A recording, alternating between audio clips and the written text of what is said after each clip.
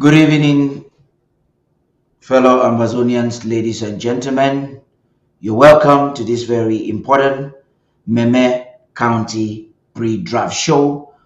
Tonight, with my commentators, I would be with, strangely and for a very long time, we've not had a lady joining us. We're having Lady Casey that will join Barrister Tim Besiha, Barrister Fru Johnson, as we path the waters leading to the draft of this evening with the President of the Federal Republic of Ambazonia. The pre-draft show is very important, very, very essential. And that's a question that deserves answer every day of the draft. We need to tell Ambazonians the relevance of it. Is it just because we want to talk? No. It's because we believe that there are topical issues that are surrounding our armed struggle for total freedom. And therefore, we use the pre-draft show, take the opportunity of the pre-draft show to enhance all of it. In tonight's pre-draft show, before I even give to you the importance of it, we're going to look at the Glencore global oil fraud, the Cameroons as a case study, and Akerem Muna's actions. Is Akerem Muna genuinely seeking for change, or is he just a political, or is he just trying to do some political opportunism or positioning himself for some political gain? These are some of the questions we'll answer. We have seen in recent times how the ADF of Cho Ayaba and the B of Paul Biya have escalated their terrorist acts in our nation. So today, we're going to have that as a spotlight. We'll find out and do some similarities of their acts in Ambazonia. Their acts will showcase some of their acts in Ambazonia that are similar to the ISIS form of performing. So we believe that these two armed groups can be rightfully called terrorist organizations. And we will present to you today reports that justify our conclusion. Notwithstanding, there are other troubling reports on the ground that we will examine. But first, why do we have the pre-draft show? Why should Ambazonians draft for Meme County? We know it's been a long journey this year. It started with the federal government draft and into the county drafts. And as we speak to you right now, we are concluding the county drafts with Meme County. Why the pre-draft show? You're going to be with us for a minimum of 2 hours tonight, but you need to know why you are supposed to be with us and why you should be an engaging participant of this important broadcast. Stay tuned.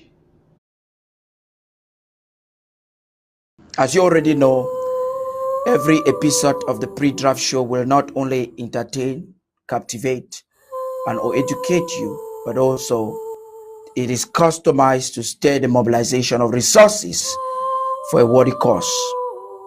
In a world full of scripted dramas and reality TV, this show stands out for its unique purpose: to make a difference in the lives of the oppressed peoples of Ambazonia. It is a show that combines the power of entertainment, infotainment, with the strength of collective action.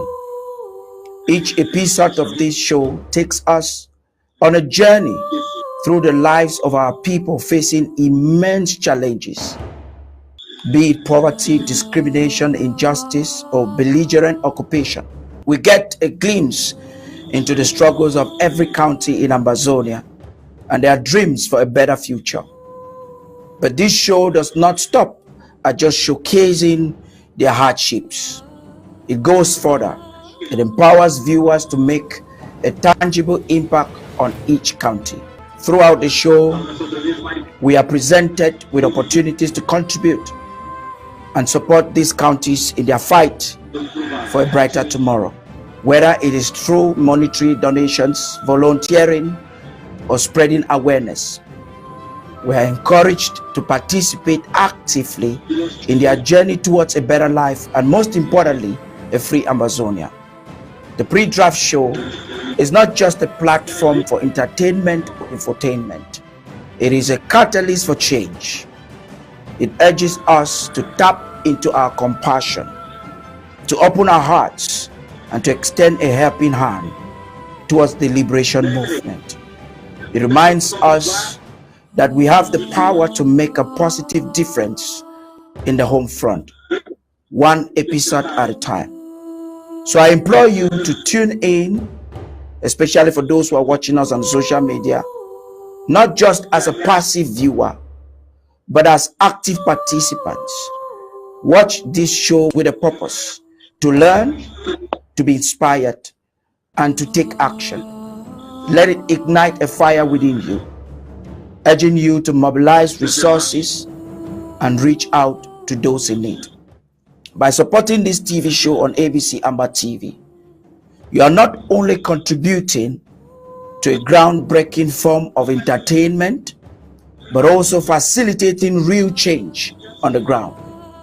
Your involvement will provide much needed resources, amplify voices, and drive forward progress in our communities that have long been overlooked. So join us in the incredible journey together. Let's use the power of TV to mobilize resources, create awareness, and make a lasting impact by charting a definitive path for Ambazonia. Thank you for your support, and let us tune in TV show of purpose and possibility. For those watching via social media platforms, again, please share.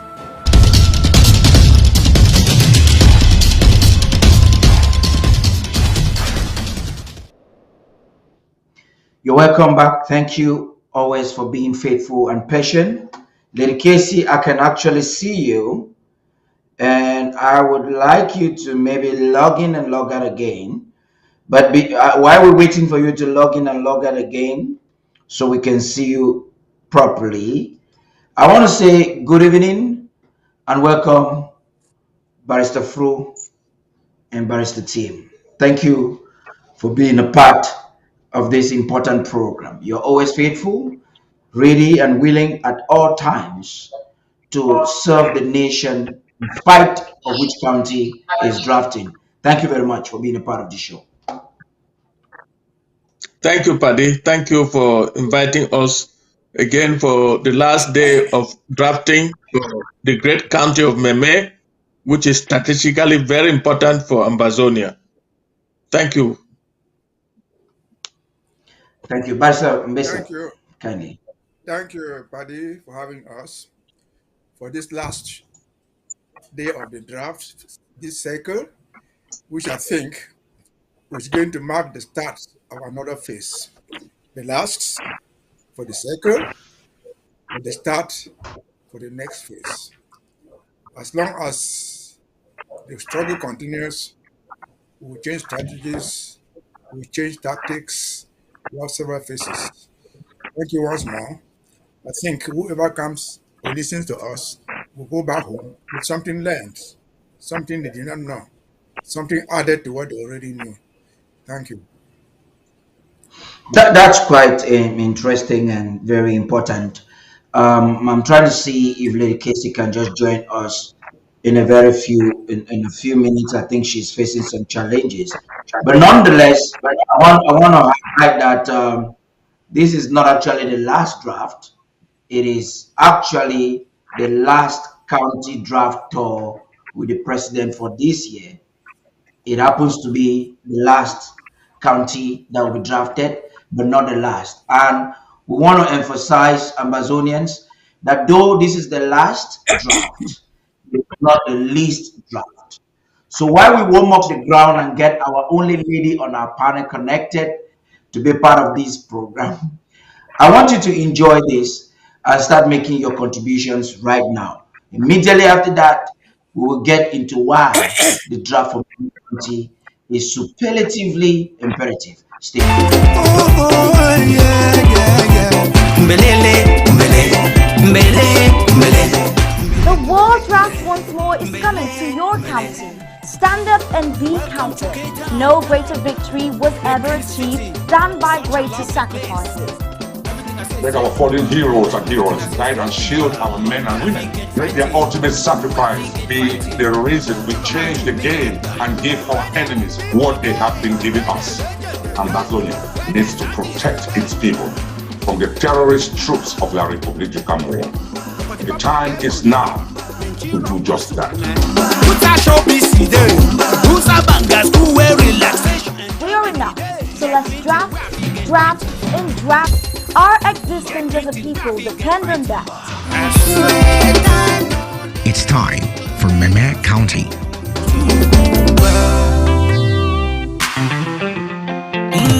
Get down, he go worry for you. He go worry for you. He go touch your body, make you glitter. Now yo, everybody go, now yo, make you shake your body, go, now yo, la vida loca.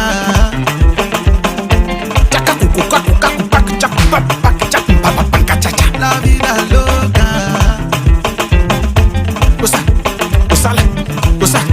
Gozala.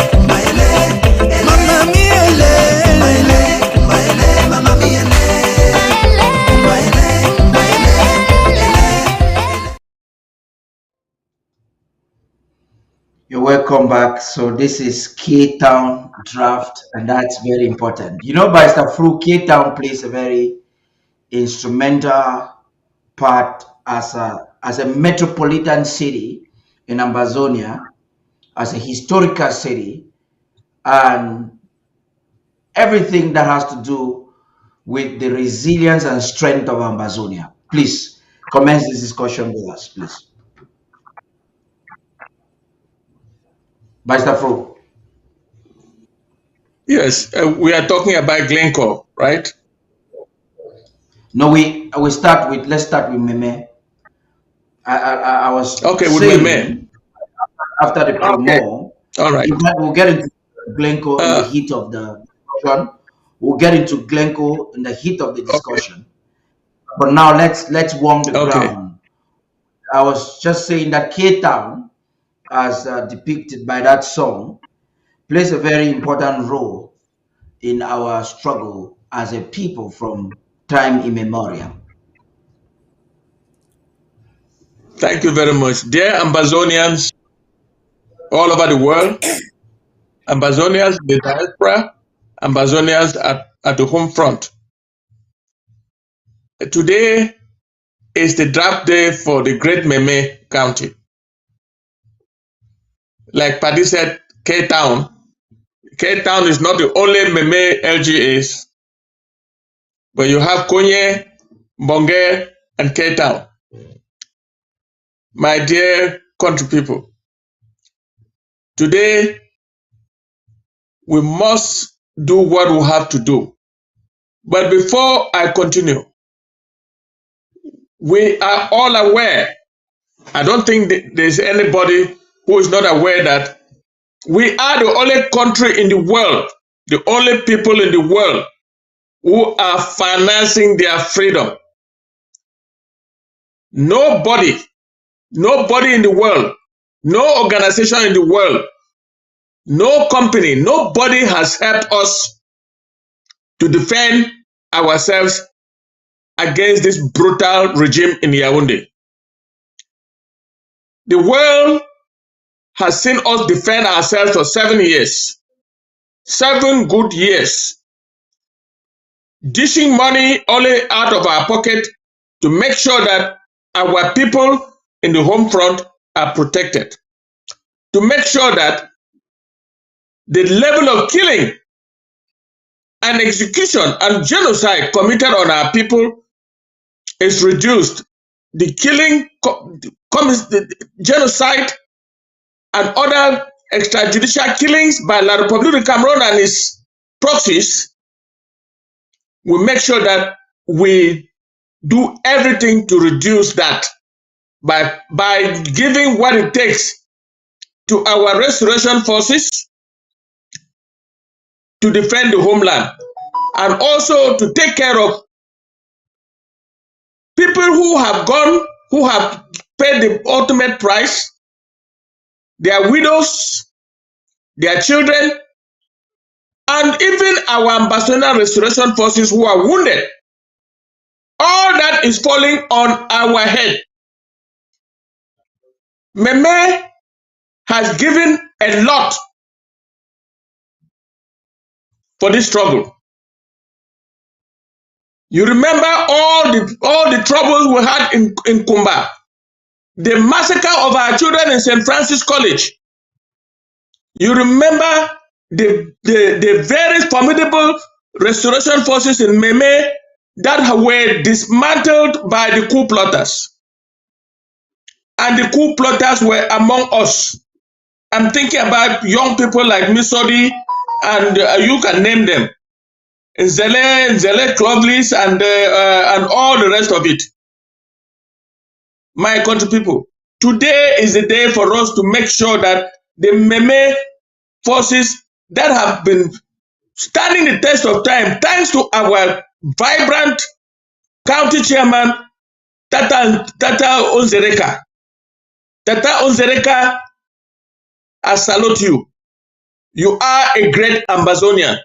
To have kept the Meme restoration forces, at least those that are still standing, effective and active. We owe a duty to Meme to give them what it takes so that they can not only be acting in Meme, but they coordinate with Ndian so that the bread basket of Ambazonia is protected from both ends. Please, this is the day. This is the time. We must show Meme that we are with them, that we can protect our own, that we will continue to protect our own, and that we count on nobody but all of us are around the world in the diaspora to make sure that the restoration forces in Meme are doing what they have to do, to make sure that our population in Meme is protected, to make sure that colonial SDOs like Chamberlain and co are prevented from causing the mayhem they have been causing on our people in Meme. So listen, even if it's what, even if it's how much, as little as it is or as big as it is, bring it to the table so that we help Meme. Today is the day, and please, I am begging, I am on my knees begging for us to save Meme, because today is the last day of the county draft. Does not mean that we have to make Meme last. Meme must be first today. Meme must be first today. Come on board, my country people. I know you are hearing me. My name is Barrister Fru, and you know whom I am. Please, let's do what we have to do to help Meme. Thank you very much. And like I started by saying, that though Meme County is the last or concludes the county draft tour with the president, Meme happens not to be the least. Meme Cape Town plays a fundamentally instrumental role as we prosecute this war of independence. Barrister Bessia, please. Uh, thank you, Paddy. Before I make my input, let me just correct something. The massacres in Kumba We're not in St. Francis now. We're in Mother Teresa. It's different from St. Francis. That's just a small error. So, but let us come back to Meme. You see, we understand that Meme comes into this draft as a county. They don't come in with LGAs as we know them. So people will think that those who don't understand who don't know what that means to Meme. For historical and geographical facts, Meme, as we know today, was one of the largest divisions in the 1964. It comprised the present-day India, what was called Kumba Division. But with the division of administration, what they call Meme, what you simply call K-Town, Meme can be reduced into one big unit called K-Town. K stands for Kumba. Why? Because Meme, as a geographical area, county as we call it, is divided into 3 AGAs: Mbange, Konye, and Kumba. Forget about Kumba 1, Kumba 2, Kumba 3, whatever you want to call them. Those are the 3. And this Meme, 3 counties, single county, 3 AGAs, is one of the few, if not the only one that I know, as a county where all its LGAs are very, very active in this revolution. Which are the LGAs of Meme? You have Mbange, you have Konye. But what is Mbange? Where is Mbange in the first place? People who think they want to go to Mbange town to find Mbange. Now, where you drive from Victoria to Kumba, or we all know what happened in Balange, for example. Balange is Mbange. The Kidus are all Mbange people. Balange is under Mbange. And a lot of the war has been fought there with Bakundu Banga. That is Mbange. If we have not known their history in this fight, that is Mbange. They are fought.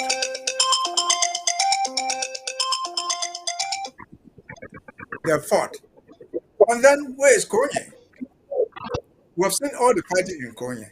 If you leave Kuma, you're going towards Mamfe. You drive less than 10 miles, you're already in Konye. We have seen the massacres in Konye. We have seen the fighting in Konye. See, this is the only county that I know where its LGAs are very, very actively involved in this struggle. Of course, I don't need to tell you the story of Kuma Sintra, where you talk about Morothresia, you talk about Trekonas Fiango, you talk about this and that, this and that. This is all Meme. And so, if we can reduce Meme to K-Town, K, I'm sure under Ambazonia in the next 20 years, you have that county will become one large cosmopolitan place. But why must you fight for Mbange, for Meme? Meme is one of the areas of Ambazonia that received refugees during the Maquisard War. They settled all in Meme. At the time of the Maquisard, the area called Tombe, they were all under Meme. They were under Kumba. They crossed to Meme and they settled there and they had a big impact. If you have been to Kumba, which you call K-Town, if you're used to the town, you find that this is a replica of Ambazonia, in fact, a replica of Cameroon. You find a whole area they call Bamileke Quarter. You find a whole area as you go to the park towards Boya Road. They call Yaoundé Quarter. Find another behind the Catholic Church there. They call it. So everybody is there. It's a melting pot of Amazonians. It's where the epic center for this struggle has to be fought. We have to fight those in Kumba, blacklegs, who happen to be descendants of the refugees who escaped from Melan, who escaped from Lube to Kumba, and they have multiplied many. I guess if I'm not wrong, today there's somebody in Tombe called the mayor of Tombe. He's not even a Tombe man. He's not even Amazonia because they settled there and reproduced as they are. And if we don't forget, I think 1967 or so, there was this war in Tombe where they fought the Bambili case. And so as we go into the draft for Meme, let us have this historical hindsight that K-Town is Meme. Meme, K-Town is a replica of Ambazonia. K-Town, Meme, is the epicenter of the struggle because they are fighting in Bonge, they are fighting in Konye, they are fighting in Kumba Central. And so that should spare us. The size, notwithstanding, I've always ended my thing by saying, small, no be sick, but Yeah, let's hello, have it small. comrades. What I did say for a Let's little bit. So, all the co-hosts in here, please yeah. admit people when they come in. Thank you. So thank you, Paddy. I hope some of us will learn something from Meme going forward.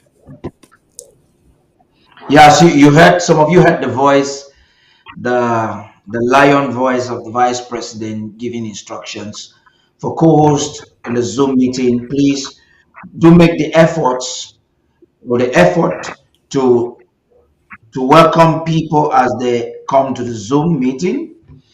We're also calling on all those who are watching us on Facebook and on YouTube to continue sharing. It's quite important that we continue to share and share and share. Just to remind you, we're going to be looking at Glencore global oil fraud, the Cameroons as a case study, and the Akeremuna's action, or should I say reaction, or his motive. We want to find out if he is seeking for genuine change or just some political opportunism. That's something of great concern. We have seen in recent days how the ADF and the B have slaughtered our people, executed them, beheaded them on camera. So today we'll be doing the ADF of Chuayaba and B of Paul Bia. There are disturbing similarities with the ISIS terrorist organization. That is not a discussion we're going to start now. We're going to keep it on top of the hour, at the peak of the time. But we just heard Barrister Team talking to us about and getting to some importance, the importance of Meme as a county, the Mbonge LGA, the Konyi LGA, and the Kumba LGA. And he has discarded the segmentation of the colonial administration, which brings Kumba 1, Kumba 2, Kumba 3, and that's the same thing they did in Bamenda. It's all some geopolitical fraud that we already know. Fortunately, the interim government is rightfully positioned to rephrase or redress or restructure that even as we fight or prosecute this war. Moving forward, we want to get into Meme County in depth by looking into our first part or the first part of our historical review that Star Smart has for us. Right after that, we'll come again to talk a little bit about why the draft for Meme is instrumental and cannot be undermined for any reason in this whole wide world.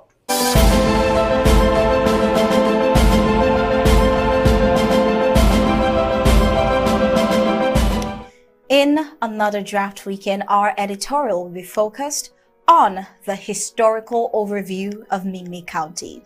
Meme County, located in the Atlantic zone of southern Cameroon, is a region known for its diverse ethnic makeup and rich cultural heritage. The county is home to 7 major ethnic groups: the Umbonges, the Bakundus, the Bombokos, Balongs, Barombis, Ekombes, and Bafaus. These groups are scattered across 122 villages throughout the county, each contributing to the unique tapestry of Meme's cultural identity. Among the ethnic groups in Meme County, the Umbonges and Bakundus stand out as the most populous. The Umbonges occupy 17 villages, while the Bakundus reside in 14. These two groups form the majority in Meme County, with their rich histories and traditions deeply ingrained in the fabric of the region. The Umbonges, known for their agricultural practices, have played a vital role in shaping the agricultural landscape of Meme.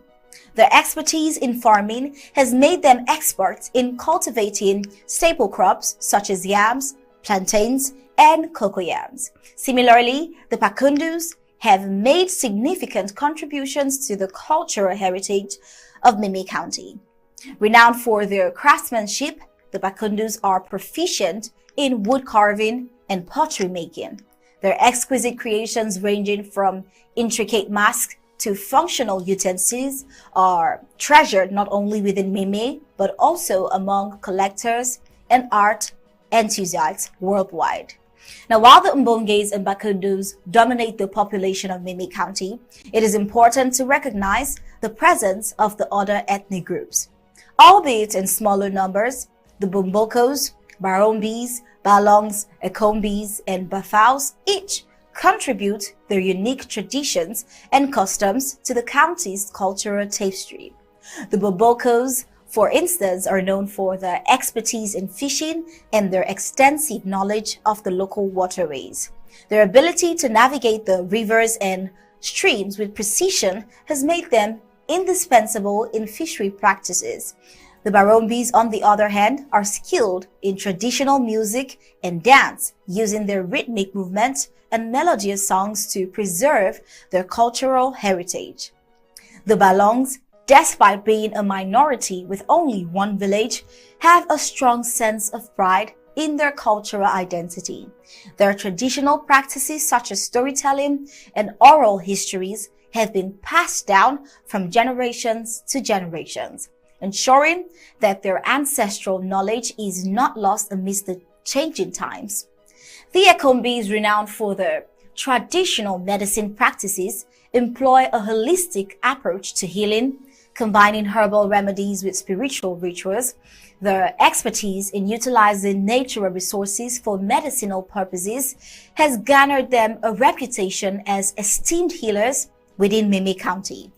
And lastly, the Pafaus. With just 6 villages, they hold a unique place within Meme's cultural mosaic. They are known for their intricate weaving techniques, particularly in the production of baskets and mats. These handcrafted objects not only serve practical purposes, but also carry symbolic meanings within Bafal culture. Meme County possesses immense agricultural and economic potential. Its position is a key player in the region's development, makes it a pivotal area for progress and growth. This piece aims to explore the various aspects of Meme County's agriculture and economy, highlighting its formal and significant contributions to the southern Cameroons. With a long history of agricultural practices and an abundance of natural resources, Meme County has the potential to drive economic prosperity and become a catalyst for transformation in the region. Meme County boasts fertile land, favorable climatic conditions, and an abundance of water sources, all of which contribute to its significant agricultural potential. The county's rich soil enables the cultivation of a wide range of crops such as cocoa, coffee, palm oil, bananas, plantain, and other cash crops.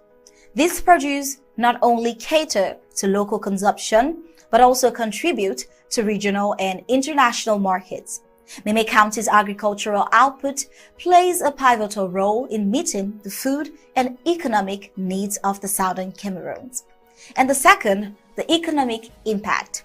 The agricultural sector in Meme County serves as a backbone for the region's economy. The county's produce contributes significantly to export earnings and provide a source of income for local farmers, traders, and entrepreneurs.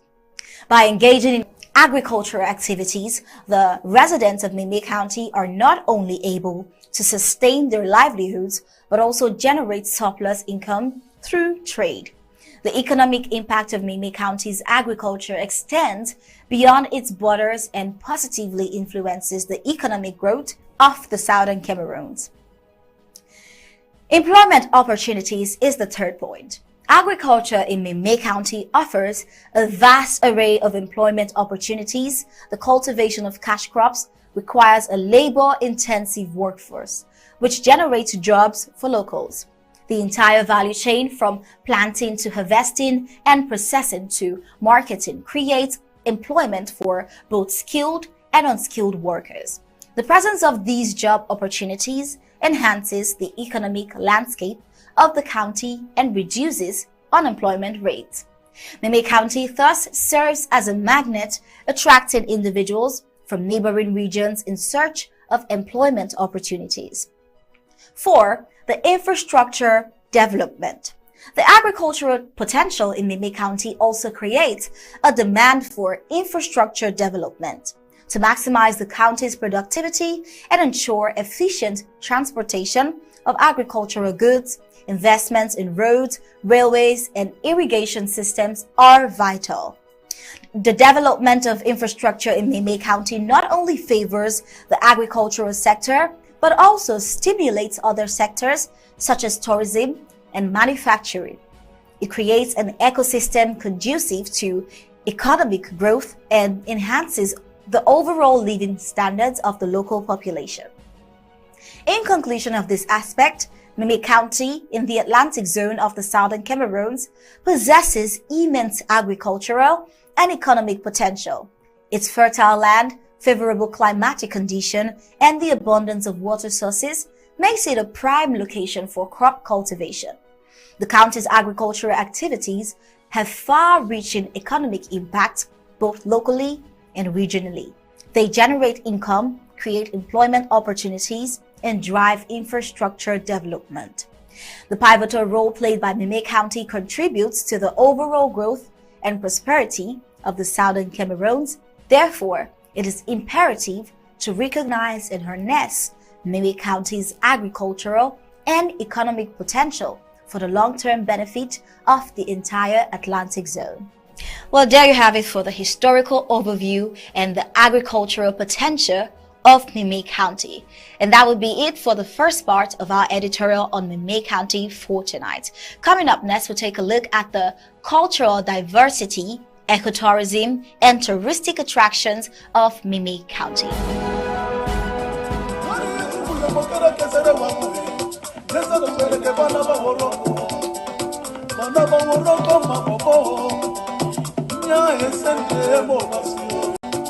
Come and celebrate with us. Come and celebrate with us. What do you do with the Mokara Casara Wamuri? Let's not go to Banaba Horoko. Banaba Horoko, Mabobo. What an extraordinary way to welcome the one whom Ambazonians have nicknamed Amber Queen.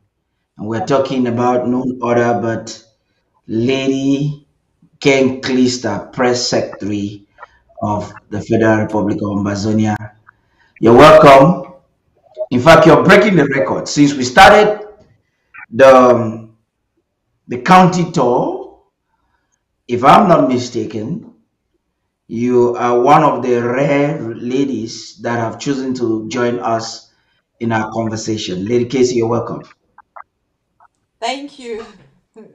It's Meme, That dance, Meme County.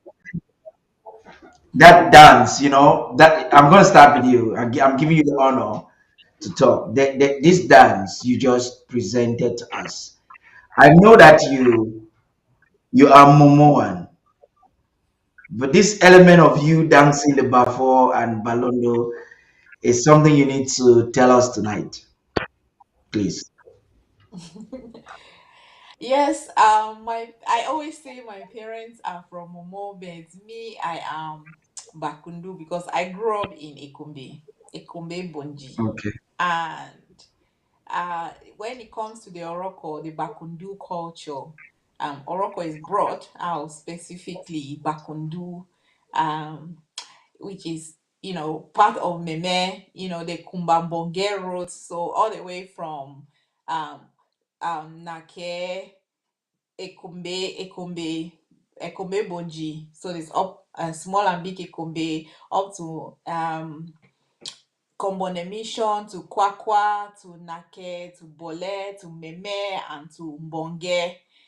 That's my area. that's what I would say. That's what I identify with most.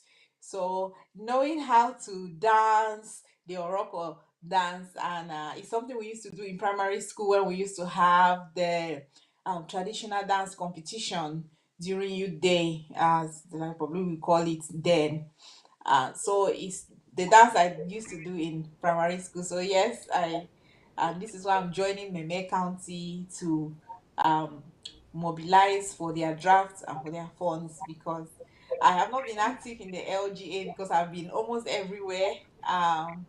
Yeah, But at this point where the last train is landing in Meme, I said it is time, because Meme is one, you hear the editorial is full of so many greatness. amazing. That's so beautiful.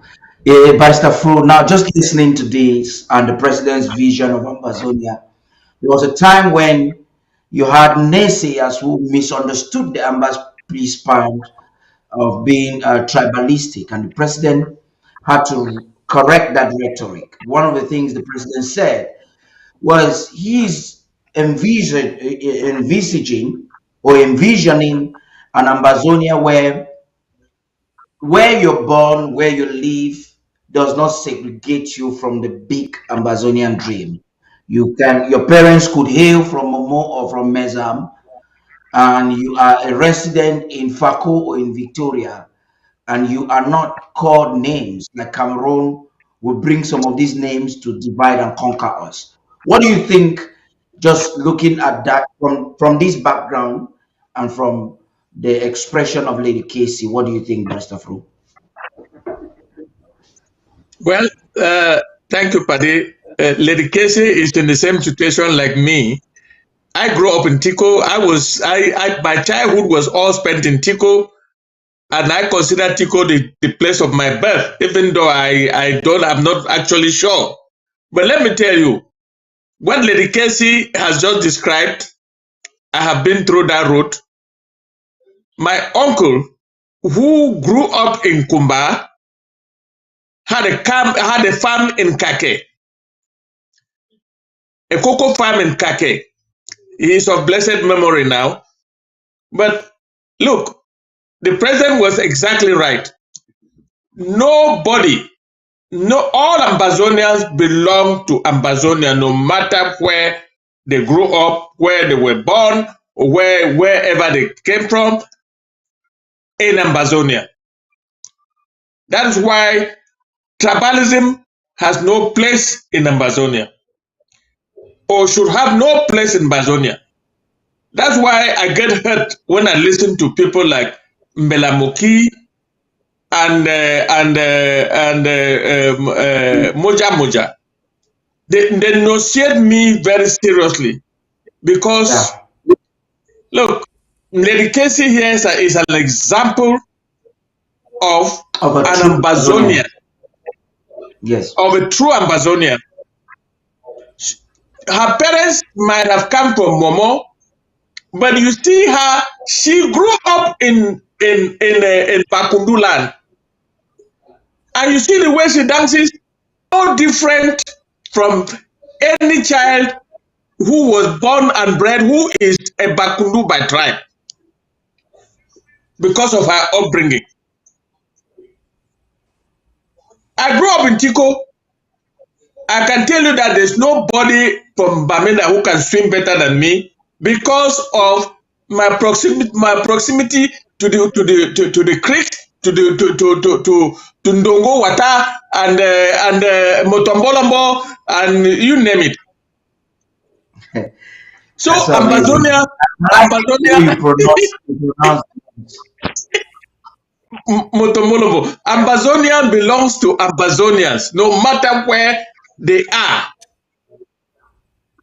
That is why amazing. this issue that these enablers are bringing up in Fako, they ache everybody. They ache, especially those of us who did not grow up from our own tribe.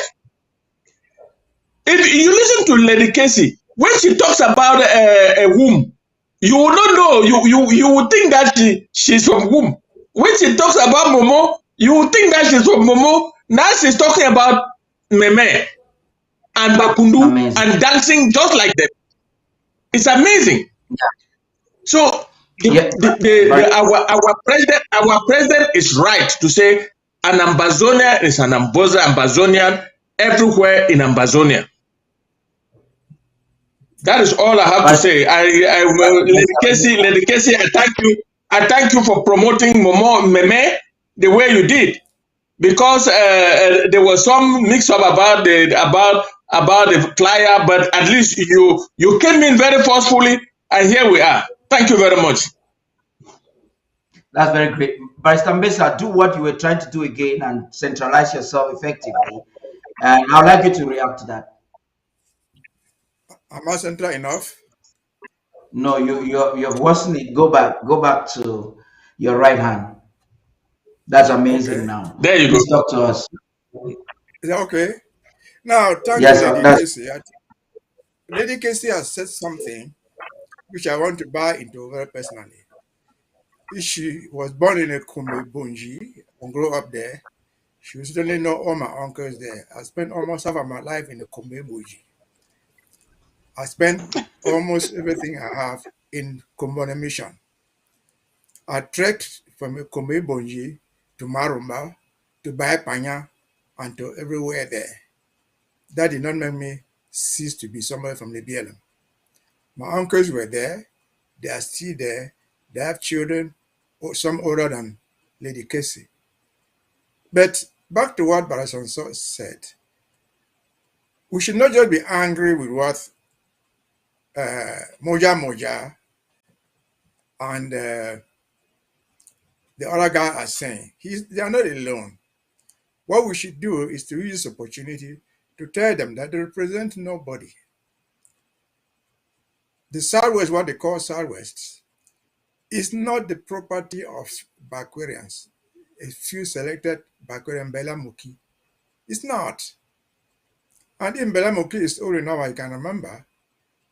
Imosongo is old enough, and I'm sure he is, if you can remember.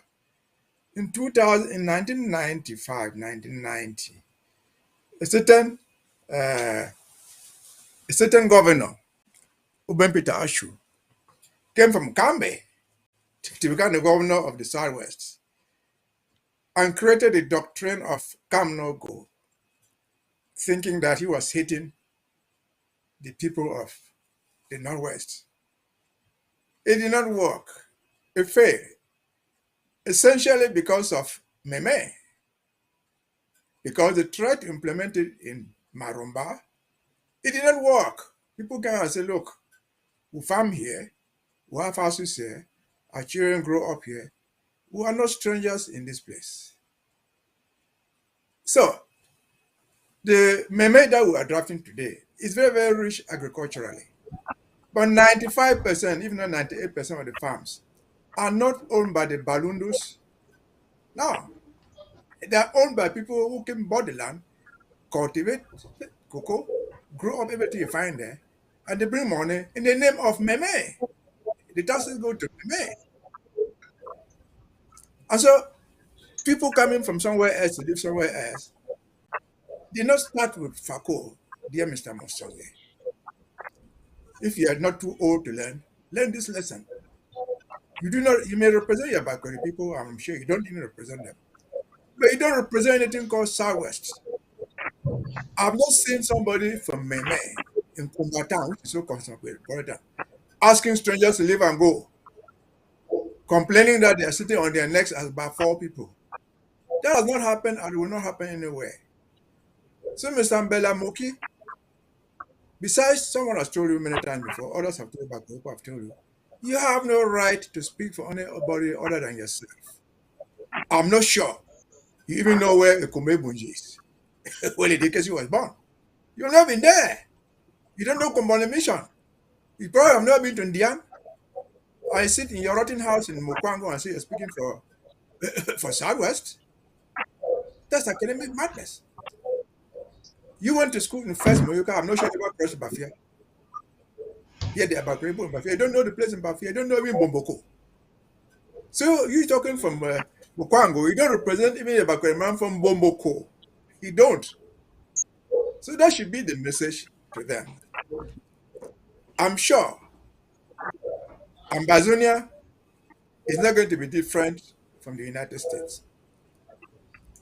You find a large Irish population in the United States. They escaped from Ireland and they settled the United States. They made the United States die in politics in this country. They go back to visit in Ireland. Nobody has driven them from the United States. So again, as I've said, meme that we all have attachment to.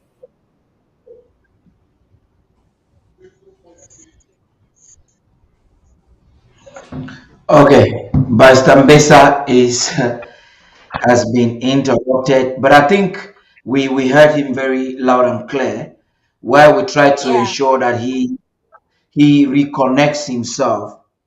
He has just mentioned some things, the tribalism that we're seeing from Moja Moja, the evil acts of terrorism that they are bringing on to us.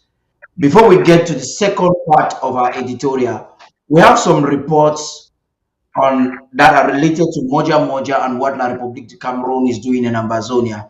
Right after that, we'll get into the second part of our editorial. Then we'll come back to conclude on some aspects of Meme County before moving into the Glencore and ADF Hazada and Ambazonia. So stay tuned as we transition into the newsroom to get this aspect of Moja Moja that will lead us into the in-depth of tonight's discussion. Stay tuned.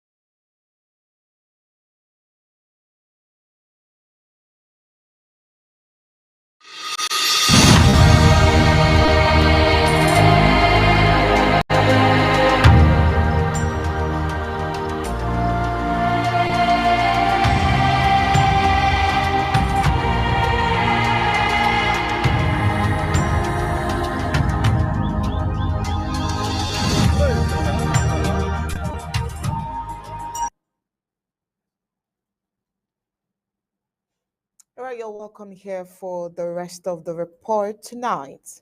Let's start with the report. Who is Moja Moja? The question we are trying to answer is to find out as well if Moja Moja is La République de Cameroon's hangman, and to find out if he is on a special assignment in Ambazonia. And also, is he above the law? Well, on several occasions, he has released videos in which he brutalizes civilians, mostly people from the, Ambazonian side, asking them to move out of southern Cameroon's Ambazonia. His victims are both men and women. Some have ended up dead. Now, let's start with some of the reports that we are aware of.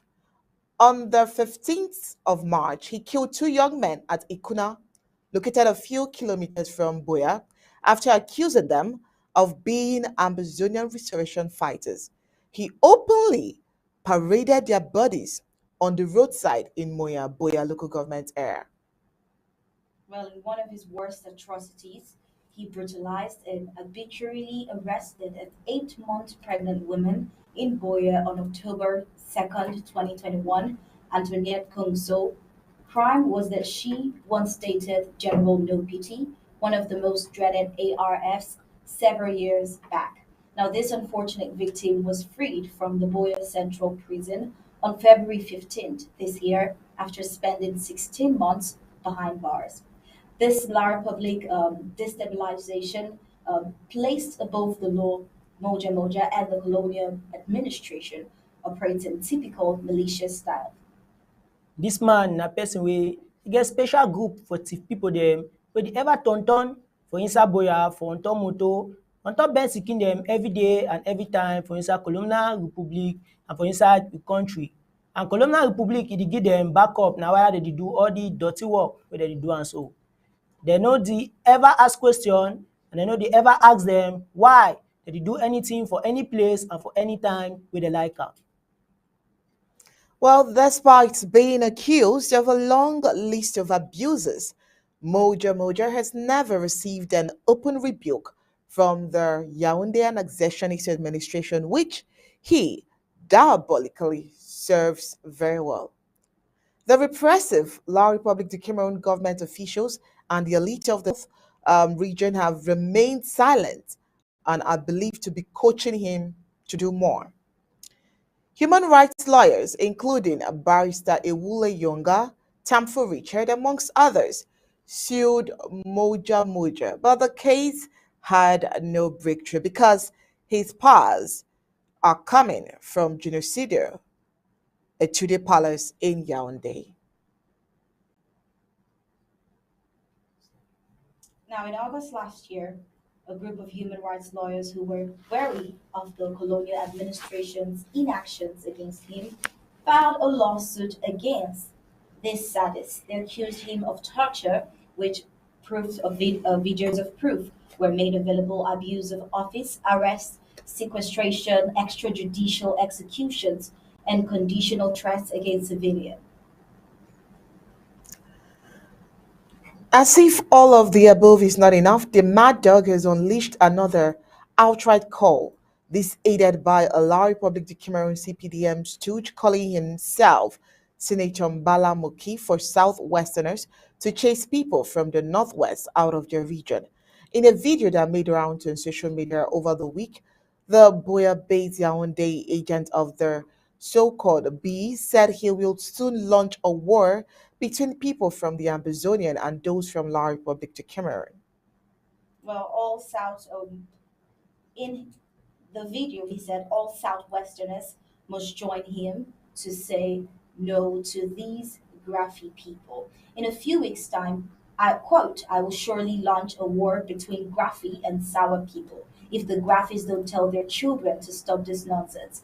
He says, I will push them out of here. Innocent or not innocent, you people are one. You have the same mentality. This is what he said in that video. Now the last video this way, this man he be put on for aside. This man they ever push hate talk them against with people them for that side whether they call according to public say no west. People them way they know this man since and they ever see a video them way he put on. They talk say the man he do plenty bad work and bad thing for the people for Ambazonia. He carry law, hold on for a hand, let's say na papa own. Serve for August month last year, June Afrique ask am say whether this man wey Republic dey call am say that na Republic fit still control this man again. May we hear wetin Wakaman Kimi get am for Chakra and for inside the palava.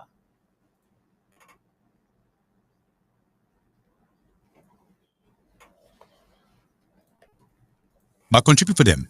So they reach now so Moja Moja. Don't move plenty video them for our side. We show us how we it is suffer plenty civilian them. It be beat them. And plenty time them. It ever do am. Now for the south side for Ambazonia. And they tell the civilian and say, may they come up for their house them. That means say, woman them, a man picking them, they don't really suffer for a hand.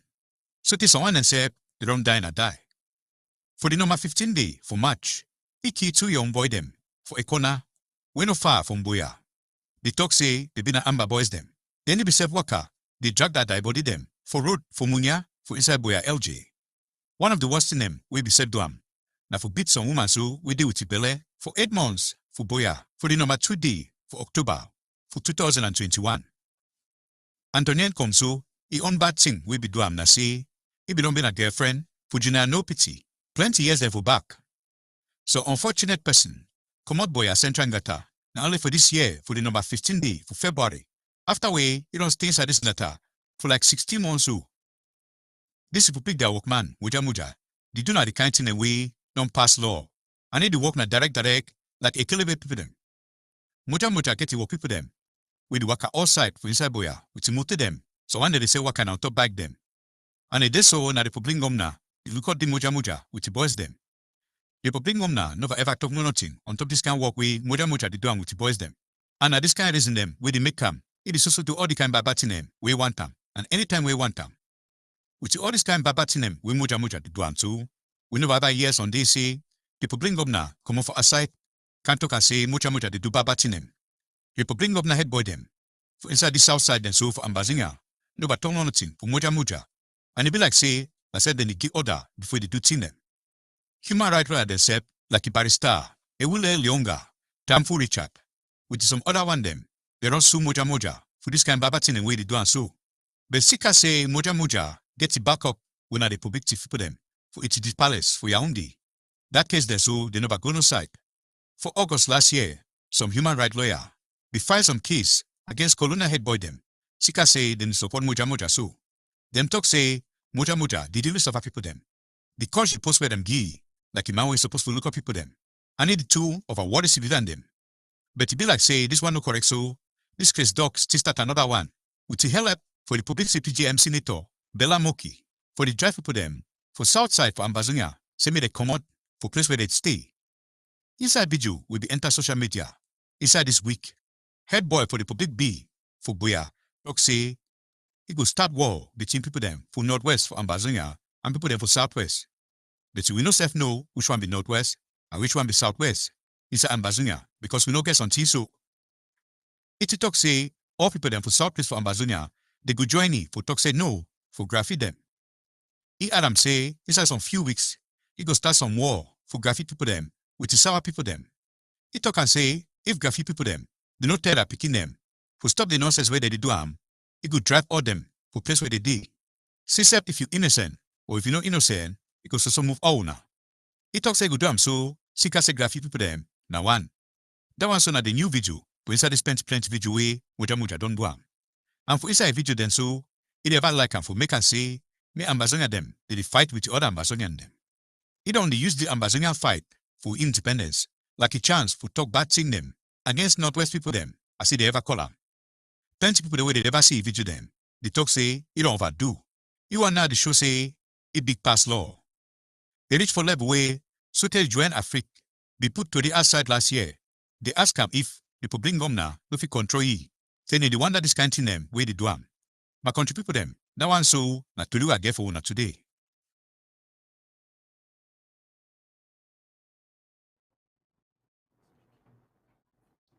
Well, moving on with the reports of tonight, we have the Colonial Law Republic government once again absconding from its responsibilities. The Colonial Law Republic government, unable to fulfill the promise of paying the hospital bill of a child with an approved vaccine that blinded and paralyzed this child.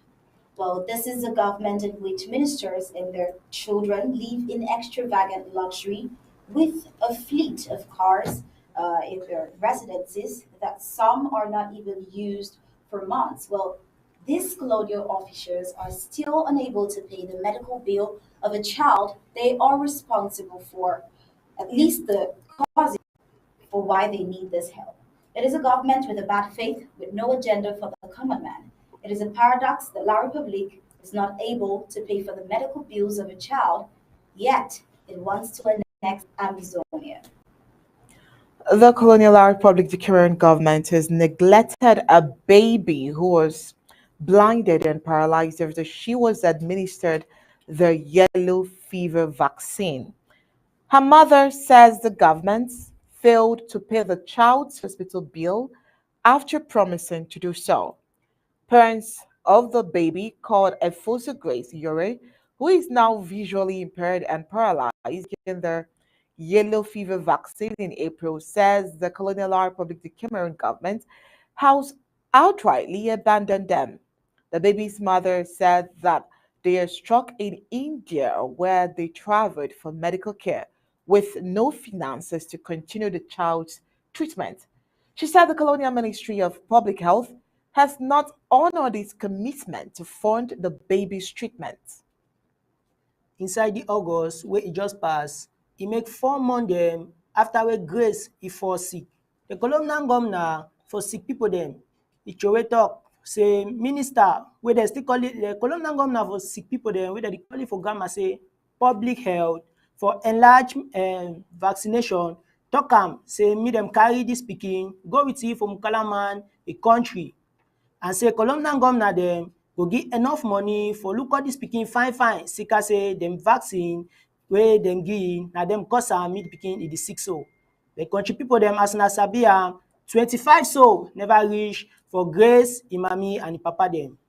Grace don carry sotey 16 months dem now so wey we dey talk so for e age, and say im be take dis vaccine, e be still be na only 9 months with 3 weeks.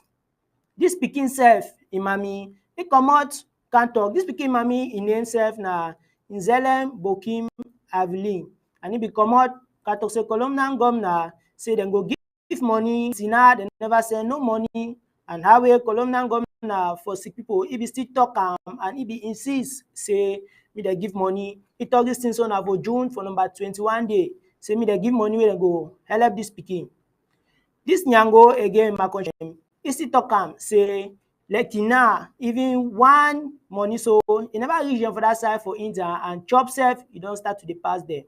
I say for 6 months now wey dem dey, dis Ngondere and the pikin dem dey suffer wey no dey. So e don come broke tori say dis pikin e don blind and e don even paralyze since wey dem be give the yellow fever vaccine, when na colonial governor e gree say dis vaccine so na fine vaccine for pikin dem. Dem give dis pikin so, and my country pipu dem na for some private hospital for that side for Ebome, for inside Kribi. Kribi na some place for inside neighbor Republic country.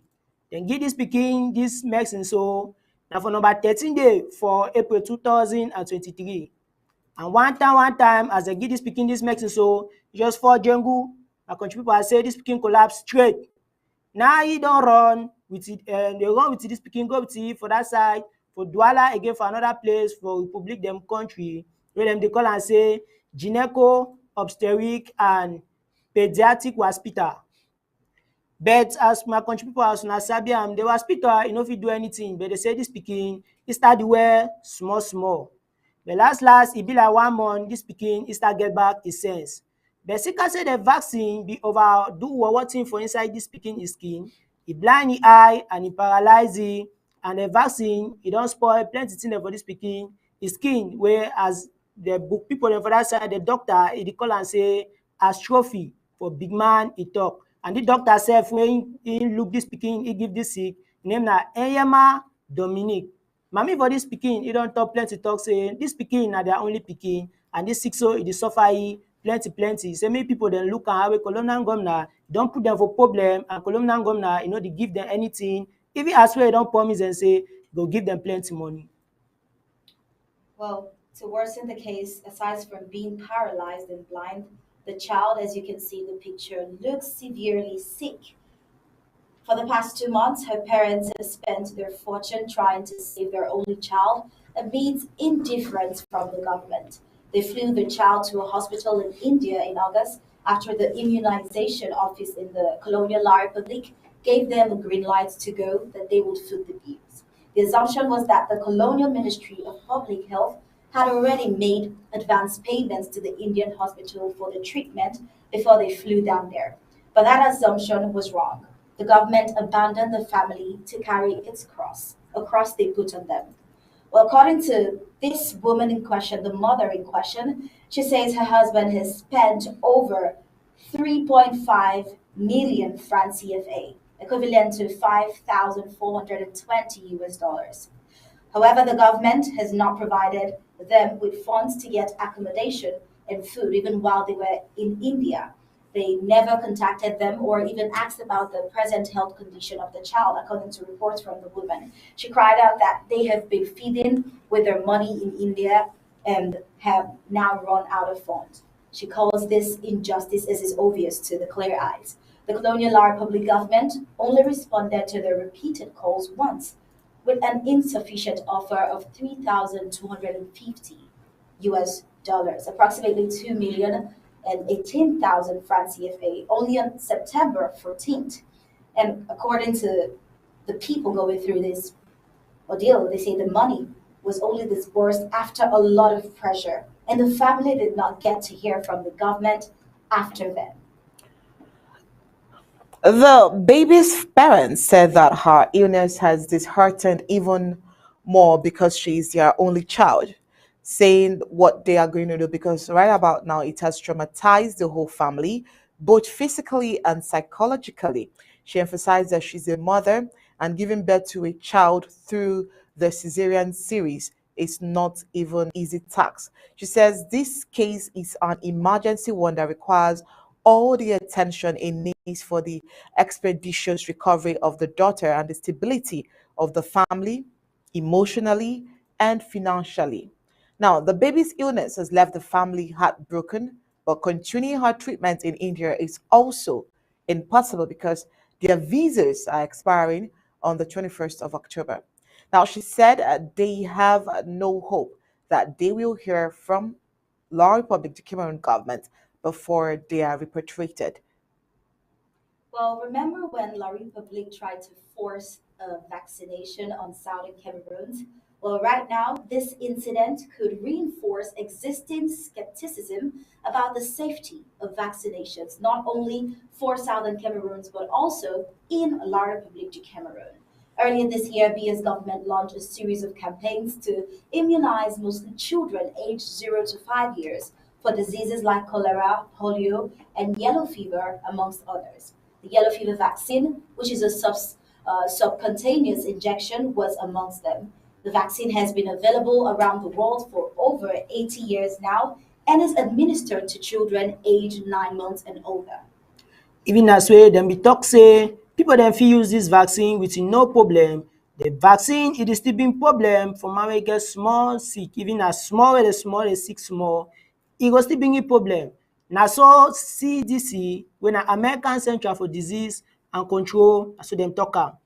One of the big talk wey dem talk am, wey colonial pipu dem write am for big book, dem talk am say dis palava so for dis vaccine e no go bring man no problem for we country, but as wey thing dem don happen so all man don see am say problem e dey and all man dey fear for the use dis vaccine because say Republic talk say e go move sick for body but instead e dey carry add sick for body plenty. After wey dem put dis vaccine wey dem dey call am say yellow fever for dis pikin e skin, e instead bringing plenty sick for e skin and the pipu dem dey ask am say dis vaccine so na fine thing true true.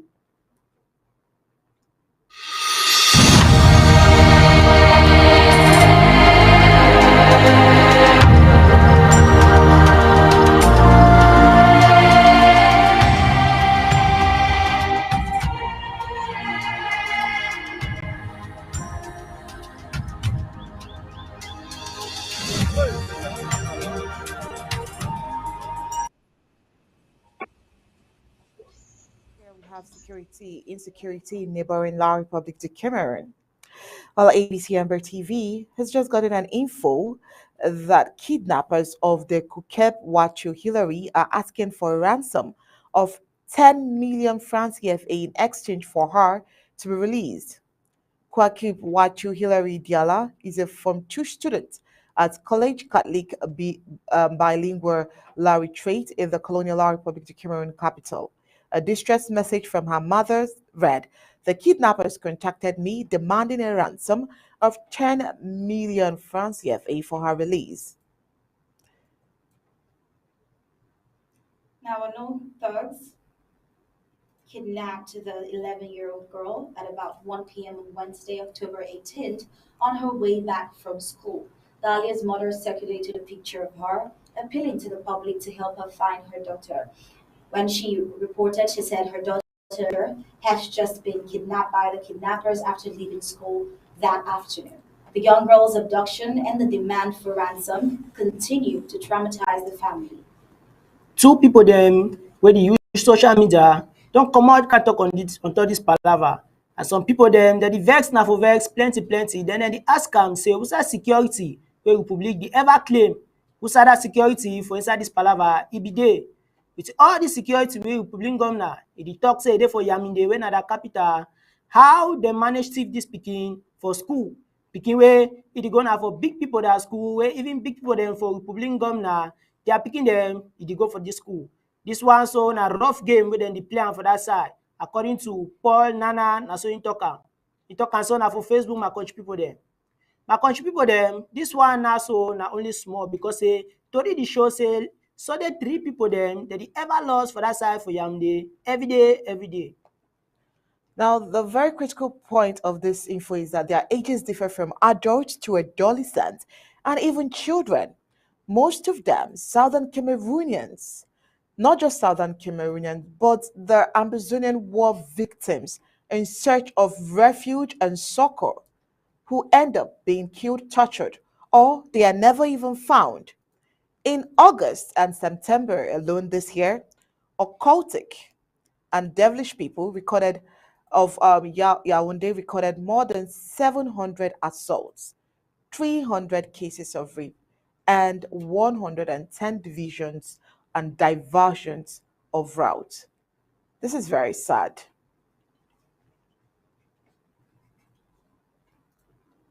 All right, but before we get over to the interview room, let's get more of the county that will be drafted today.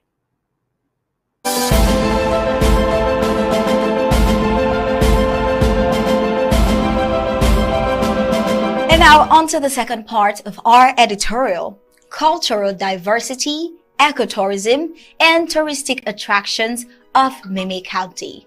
Meme County offers a rich blend of cultural diversity, breathtaking natural landscapes, and unique touristic attractions. Well, this piece of editorial aims to delve into the significance of cultural diversity, the potential of ecotourism, and the plethora of touristic attractions that contribute to the allure of Meme County.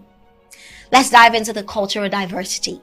Meme County is an epitome of cultural diversity, with its inhabitants representing a myriad of ethnic groups, including the Bakosi, Bangwa, Oroko, and many others. Each of these communities contribute their distinctive customs, traditions, languages, and artistic expressions. This wide range of cultural diversity creates a vibrant tapestry of experiences for both locals and visitors alike. Well, one of the most captivating aspects of Meme County's cultural diversity is the plethora of traditional festivals celebrated annually. Festivals like the Njangi Festival, held by the Bakosi people, showcase traditional dance, performances, music, and masquerades, allowing visitors to immerse themselves in this vibrant tradition. The Bangwa Go Yemsom Festival, characterized by colorful costumes, lively music, and historic rituals, highlights the importance of the region's cultural heritage. Now on to the ecotourism potential. Meme County's diverse ecosystems and rich biodiversity makes it a promising destination for ecotourism. The county boasts several protected areas such as the Bakosi Mountains National Park and the Rumpi Hills Forest Reserve. These natural reserves serves as habitat for numerous rare and endangered species, including primates, birds, and plant species, providing exceptional opportunities for nature enthusiasts and researchers. Ecotourism initiatives in Meme County offer multiple benefits to both the environment and the local communities by promoting sustainable practices such as responsible tourism and conservation efforts. Ecotourism projects contribute to the preservation of natural resources and biodiversity. Additionally, these initiatives create employment opportunities for the local population, enhance their capacity for cultural preservation, and foster a sense of pride in the region's natural heritage.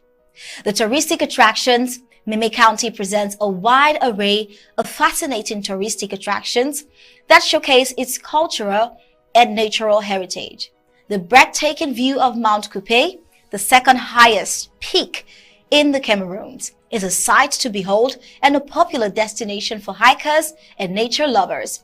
The Mokokonge Bamboo Village, known for its bamboo crafts and traditional architecture, offers visitors a glimpse into the local artisans' skills and knowledge. The Kumba Museum is another essential cultural attraction that provides an in-depth understanding of Meme County's history and cultural evolution throughout the years. Housing artifacts, traditional instruments, and ancestral relics, the museum allows visitors to gain insight into the region's diverse past. The presence of Lake Barumbimbo further adds to the allure of Mimi County, offering scenic beauty, fishing opportunities, and a tranquil environment for relaxation. As evidenced by the rich cultural diversity, the untapped ecotourism potential, and the diverse touristic attractions, Meme County in the Atlantic zone of southern Cameroon has much to offer to both local and international visitors. Well, with this piece of information, we have shed light on the uniqueness of Meme County, encouraging a better understanding and appreciation of its cultural heritage, ecological significance, and touristic allure. And that's about it for the second part of this editorial on Meme County.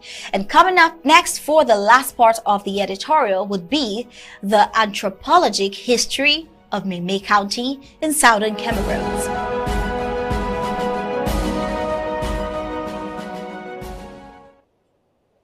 Wow, that was amazing. Lady and gentlemen, you're welcome back.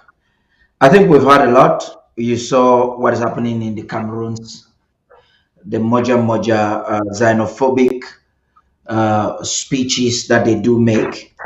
They still call our people provocatively graphies, creating divide and conquer. The reason why Ambazonians are drafting and why they must ensure their freedom. Lady Casey, let me start with you. Yes. Tribalism and divide and conquer is the wicked tool that have always been used by selfish and politicians and people in power that have no interest in the people. There is no society in the world that is not opening up its borders for multinational, multicultural. So, uh, Amazonians have always been Amazonians. It's been welcoming, like we've all said today. This rhetorics by these people trying to promote La Republic agenda to divide us into little factions and fraction and tribe, to focus on our tribe rather than focus on the greater good of our communities, is something we need to be aware of. And I would just like to take us a little bit back to what Barrister Fu said. You see, Amazonians, I have been, I'll just use an example myself. When county by county started, we had a lot of backlash. And this is the only system that have sustained the struggle to this point. Imagine all the internal and external attack the revolution have had. County by county, LGA by LGA has been the engine that has been, fueling this revolution. So, and that did not limit anybody from participating. Each county have supported the other county. Each county have collaborated. It has been efficient. It has been effective. And why would La Republique continue to push this division? Because they have seen the success of county by county. And why did county by county have this great um attack? Because Ambazonians have decided to come together, see themselves as one, identify themselves with where they want to identify with. When county started, I was start mention every other county started, the mention county was still not formed, was not it was not formed, and there was nothing happening in mention. I started mention county with some other mention just four people. We started mention county. Now, why would people want to promote tribalism? County by county was never about tribalism, because I've been in Menchum. I had so many different roles and responsibilities within the county for over 2 3 years before the county was fully formed. And if you have Menchumite that have been fully mobilized and they took over their county, that was not a problem. So I've been in Tico LGA because I also lived in Tico for 3 years. And I believe that that is a mindset every Ambazonian should have. There is nothing stopping you from identifying. La Republic and all of those promoting tribalism and trying to create this, use tribal lines to divide us, is because of the success of this system that the interim government is leading, the county by county and LGA by LGA. Every LGA, if we go out tonight, you will see every Ambazonian from everywhere will be present in the Zoom to support to draft Meme County. So let us stay focused on the Ambazonian dream. Let's stay focused on the Ambazonian goal, and let find, like Barrister Bessa said, make these people understand they are speaking for nobody, they are representing no one. And so far, that's what Ambazonians have been doing. Thank you. That's amazing. Vice Fro, please. You Yes, saw the videos of Meme. Moja. Yes, I saw. I listen. Let's not make these people feel some importance. Yeah. Where Moja Moja and Bella Moki are Bakweri people. Bakweri people, as far as I know, because I lived throughout my life until I went to secondary school through Bakweri land, from Tico to Ekona, from Ekona to Saxonhof, Saxonhof to Bota back to Moliwe. I know the Bakweri people. I don't know whether I have any friends, close friends in the northern zone like I have in Bakweri land. These are people who are very welcoming. They do not fight. They don't go. They are not into war, into fighting other people. We came to the southern zone because of the colonial masters that brought people from the northern zone to come and work in the plantations. And in the course of it, our people being polygamous people, they brought their wives, they brought their children, the children were born there, they grew up there, went to school there, went to college there, became educated. Well, they have never been a threat to the Bakweri man, and the Bakweri man has never been a threat to any of our brothers in the southern zone. To hear what Mbola Moki and Moja, the so-called Moja Moja, is saying, Moja Moja can only talk from Boya. How can he be talking about Manyuman, Bafo man, Blebia man, as Indian man, and so on and so forth? If you take Moja Moja, does he know anybody in Kumba? Like the Barisa asked, does he know anybody in Kumba? Does he know how to get to Libialem? Does he know how to go to Mafe? He can only make that mouth in Boya. He is a killer and he's a murderer that is working, and La Republic of Cameroon cannot arrest him because he's doing their dirty job. But our restoration forces will put an end to him and to his gang, so that our people in Boya, our people in Fako can rest in peace.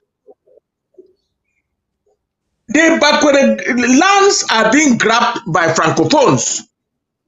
Yeah. That one is a clear example, because all the administrators that have ruled since independence have come from the Francophone land. And they have control over the lands, and they do with the lands what they want. They are the ones who have grabbed all the Bakweri land. And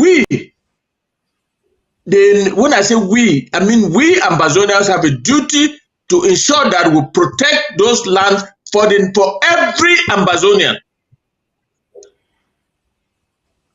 And for these two midgets, the other one is appointed governor, senator in Yaoundé by Paul Biya to do his dirty job.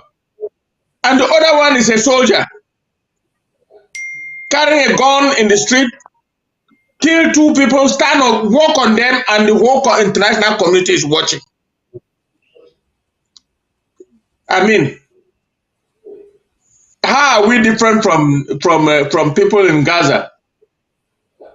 If you look at the way La Republic treats Southern Cameroonians, Ambazonians, they treat us like Israel is treating the Palestinians.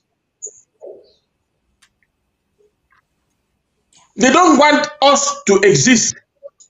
They do everything to suppress our people. They use our people against our people. Look at Moja Moja. He calls himself a chief in Boya.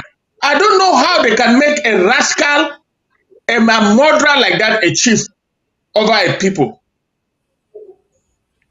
And I want to question who is a chief of which Bakweri man.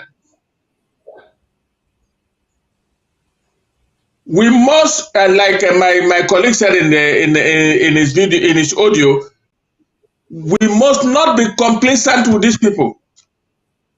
But at the same time, we know that all the natives of Fako are our brothers and sisters, and we will live together as we lived during the Southern Cameroon days, as we lived during the colonial days, as we lived together in those days. We will continue to live together in peace. And I will finish by saying Fako is going to be the last battle. Whether Moja Moja, Moki Charles like it or not, we will fight and liberate Fako, just like we're liberating everywhere else.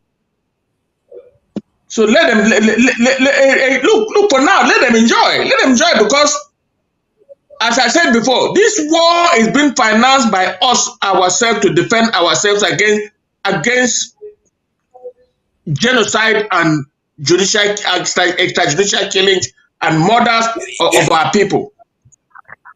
We have nobody to help us. The Palestinians are even better because the Arabs are financing them. We have nobody.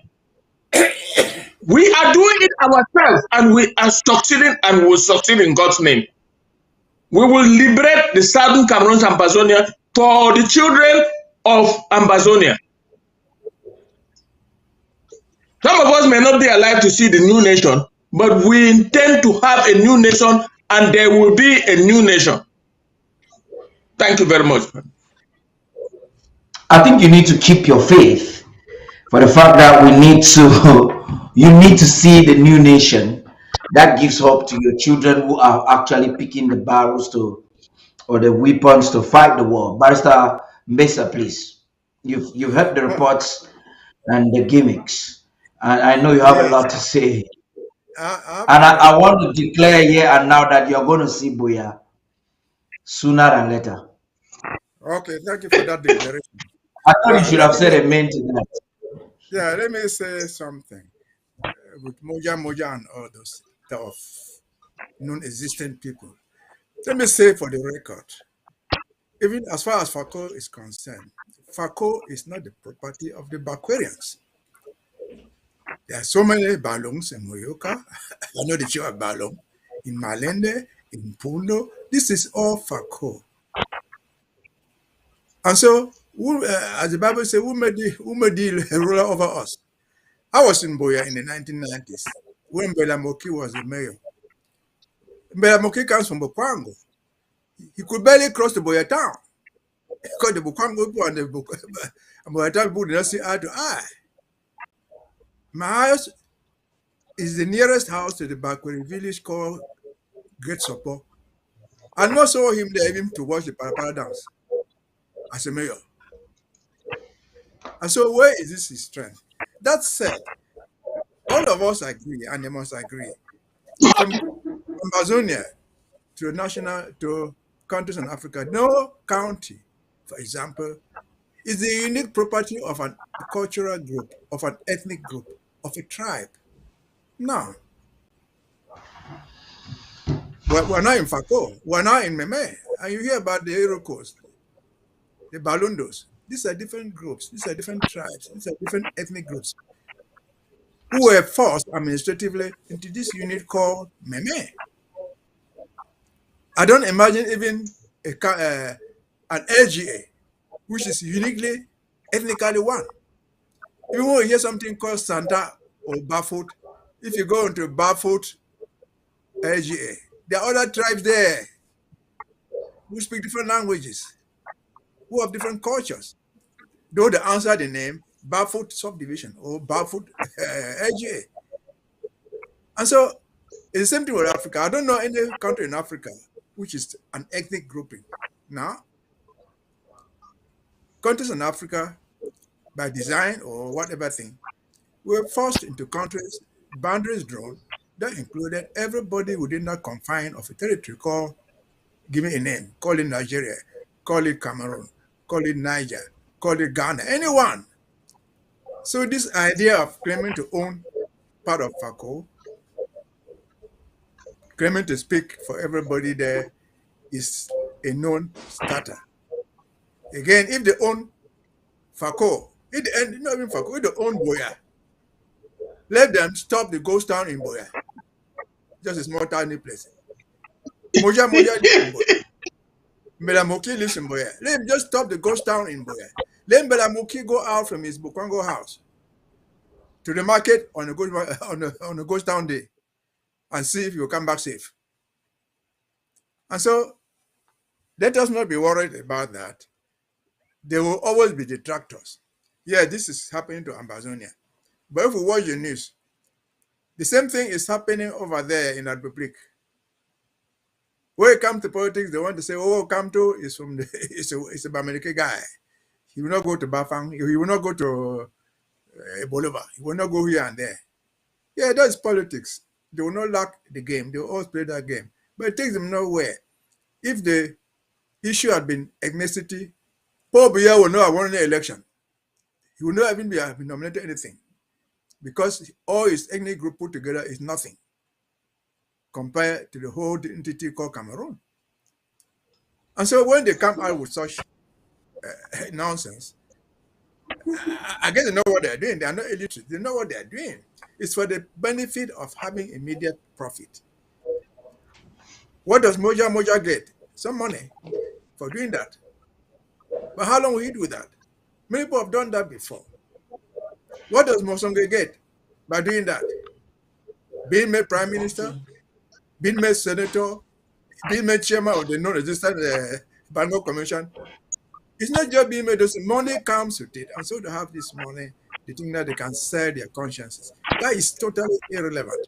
And never let them go down again just to Moyuka, which is supposed to be dominantly Balong, and explain to us why for the past 20 years, all the mayors of Moyuka have not been Balong people.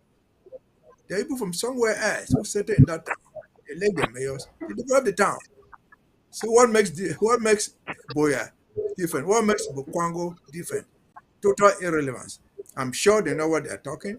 They are trying to play to the master's game, trying to get immediate benefit out of it. And then that would stop. Again, I never saw... And the bigger part of it that I'm seeing, Barrister Mbesa, is not just playing the master's game. It's just an evidence of the fact that they have exhausted every other strategy and are desperately... Two things I saw when I heard Belamuki and the mayor of Boya talking. I saw people who are desperate, not just to play the master's game, but who feel frustrated that in spite of whatever they do, the people still doesn't listen to them. It just rubbishes the authority they claim to have from Yaoundé. Number two, it also shows us that Cameroon is basically failing. Please conclude. Let's get into the next phase with Glencore. Yes, they have to do all that. Again, I started by saying that years back, I was in Boya all the time. Even as the mayor of Boya, I never saw Mbelamoki come to Boya town. They will not see eye to eye there. These are backward villages.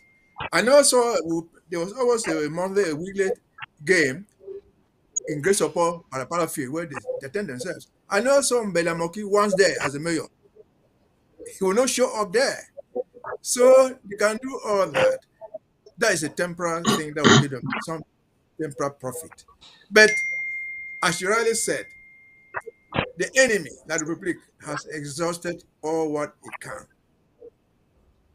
and they have failed. And I would ask us, those of us who have not read, we posted this report of the Cameroon government to United Nations General Assembly. Go read that report. They are talking to the world in that report.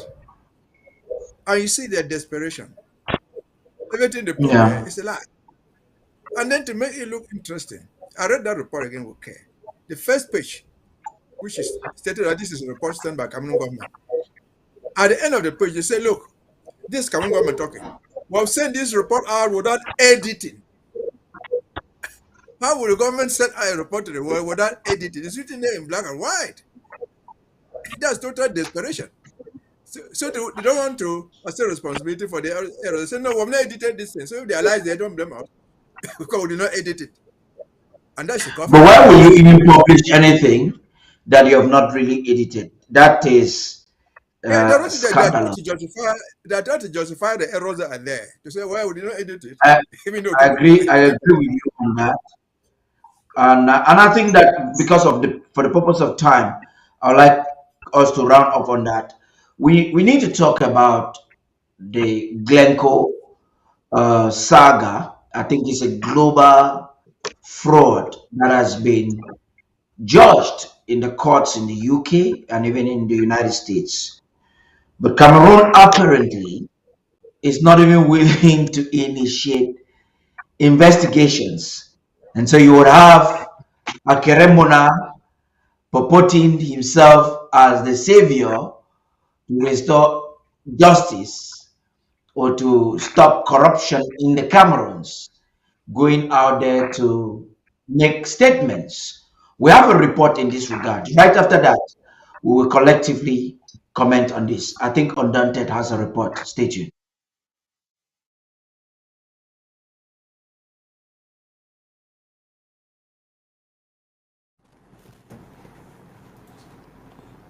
And on to this very important reports, we'll take a look at the Glencore global oil fraud, the Cameroons as case study, and Akere Muna's actions.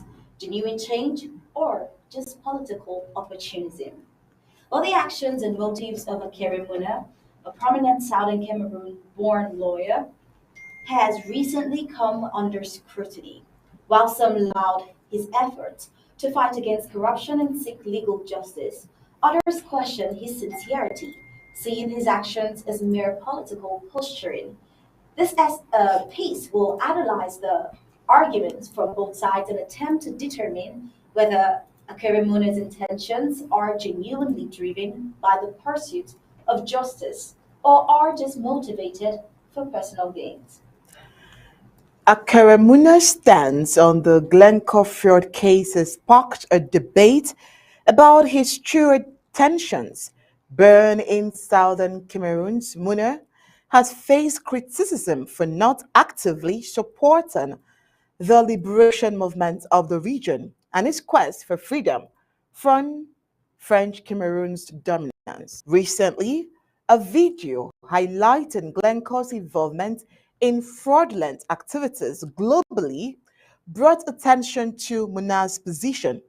In the video, Muna claims that the government of French Cameroon is reluctant to investigate the corrupt officials in the oil industry, prompting him to call for support in his supposed fight for justice.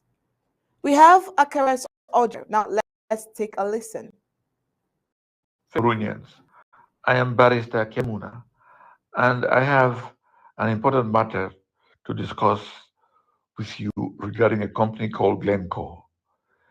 Glencore is a giant in the world of commodity trading, specifically in the buying and selling of oil. Glencore has been in the business of buying oil from Cameroon for well over 15 years. In 2022, they were caught in a massive corruption scandal. The US Department of Justice and the Serious Fraud Office of the UK uncovered a major corruption racket masterminded by Glencore. These guys were greasing the palms of many government officials across the globe to get sweet deals. In Africa alone, they confessed to bribing in countries like South Sudan, Ivory Coast, Equatorial Guinea, DR Congo, Nigeria, and of course Cameroon. Now, hold your hearts because it gets even juicier. Glencore admitted using a mind-boggling 8 billion franc CFA to bribe high-ranking officials in Cameroon's Sonara and SNH, all in a bid to secure favorable oil conditions. But wait, it gets worse. After their wrongdoings were exposed, they had to pay hefty fines to the United States, that's about US dollars, and the United Kingdom, that's about over 360 million pounds. The US Attorney General even called this one of the biggest corruption cases ever. A UK judge called out Glenn for having a culture of corruption. Now, here's where things take an interesting turn. Being the concerned citizen and the lawyer I am, I gathered all key documents related to this case and promptly sent them off to CONAC, the National Anti-Corruption Commission. But can you believe it? They haven't even bothered to call me in for a meeting. And these people are supposed to be our champions in the fight against corruption. So what did I do next? I filed a complaint in April 2022 with the courts and made sure to send the complete files to the Ministry of Finance and the Directorate of Custom and Taxes. The Yaoundé High Court's prosecutor has forwarded my complaint to the Judicial Police for investigation. And guess what? The Ministry of Finance and other competent bodies decided on the investigation too, because Glencore came into Cameroon through three sneaky ways. First, Glencore hired a plane and smuggled the cash through Nigeria to bribe SNH and Sonara. No declarations, nothing. That is customs fraud and money laundering right there. Second, they manipulated the price of goods and services they purchased in Cameroon, artificially inflating expenses and pocketing the difference. Money was used for bribes.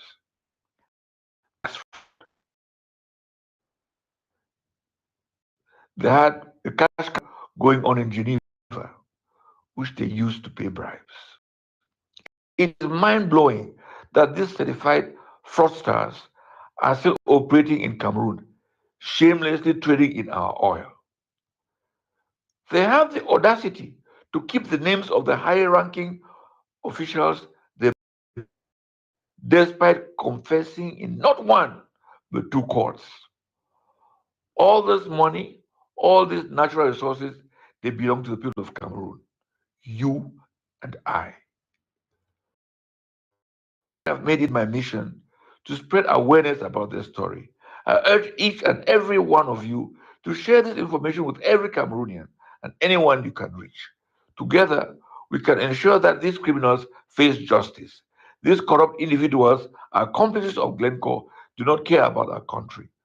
While we are suffering from poor infrastructure, inadequate healthcare, they are sitting pretty, protected by their partner in crime, Glencore.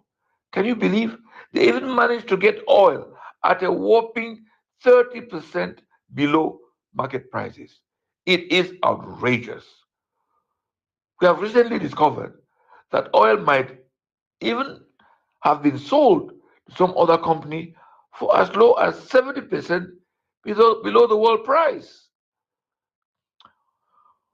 Anyway, but we must remain hopeful, my fellow citizens. We must demand that our government investigates and explains how our precious oil and other natural resources are being sold. We need transparency. We need justice. It's the only way our country can move forward and progress. So thank you all for your attention, and let's unite in this fight against corruption for a better Cameroon. Together, we can make a difference. As e be so, say Muna own part wey e dey play am na just for politics kind of style, and no be na for help the people dem for bring justice for inside country. And e dey make am doubt e dey for people dem heart, say e dey find na way for enter politics so that e go help e own belle, no be for find justice for true for help people. Some come be dey say if Muna really want am to fight corruption for the two Cameroon dem bring back justice, den make e join with come dem for Saudi Cameroon, push back French Cameroon dem, make dem go back for dem country. Instead how wey dem don stay dey thief with oil, with petrol, different fine thing dem wey we get am for the 60 year dem wey dem don dey inside we country. Instead, e show say Muna e dey wan follow na the footstep for dey call it say Est Muna, how wey we people dem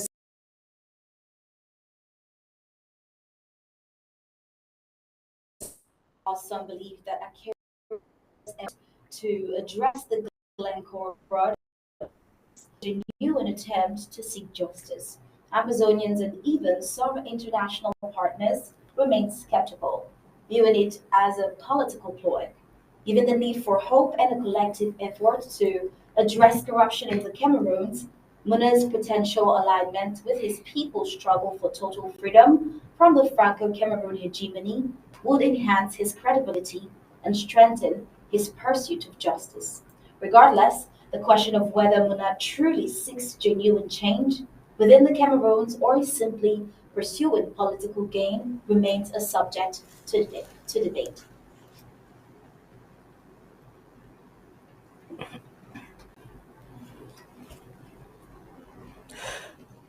All right.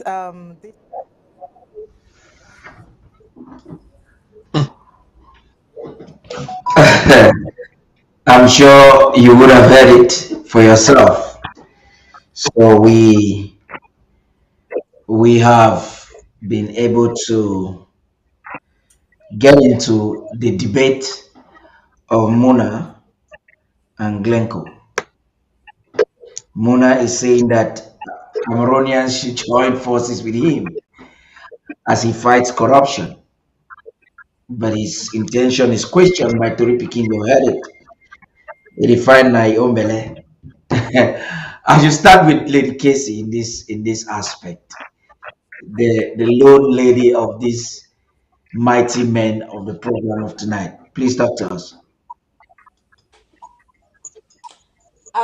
I mean, Tori Pikin summarized it nicely. Um, and first of all, which I mean, Glencore is a global organization. It's an international organization. Which powers, influence, connection do Muna have to scratch a dent of the activities of Glencore? Nothing. He has zero ability, zero power. He's not even positioned anywhere near where he can affect or actually get anything done to or done by an organization like Glencore. So that's just totally um they call it cloud chasing, just trying to make yourself relevant because he's not capable of that. La Republic have been doing business with this company. They are the one that has been profiting from the activities of Glencore in Ambazonia. And they are the one who, if they want to fight any form of corruption as a government, are capable. Muna is not representing La Republique. La Republique are not appointed, assigned, or anything for him. That's why he has zero backing. And he's calling on the people to join him to fight. Which people? Where he has not been able to fight oppression, annexation of Ambazonia, where he is from. So it's just for me, he just trying to remain a part of the talking point, which is what we're even talking about in this evening. And for me, it's irrelevant because he doesn't even have the capacity, nor the influence, nor the power, nor the connection. He has no resources or he just make that voice with anyone can talk on anything or make any loud sounding nothing. He can do that. So it's a non-event for me. It's nothing for us to give any attention. It's good for us to be aware of these things. It's good for us to know who is trying to do what, but the attention is given is enough, because he will do not. It will. It's not. It's. There's no effect on his actions. Barrister Fru, I know you have been waiting. Yes. So it is the Paddy, Muna's call. Is the Muna's call for the to combat the corruption that's enhanced by Glencore in the Cameroons genuine opportunism, political opportunism? I want to hear that from Yeah. you. yes. Before I get into the crux of the matter, let me say this. If you steal something, both of you, and sell to somebody, that person is a thief just like you are a thief. You are all charged the same. Buying stolen property, you who buys knowingly,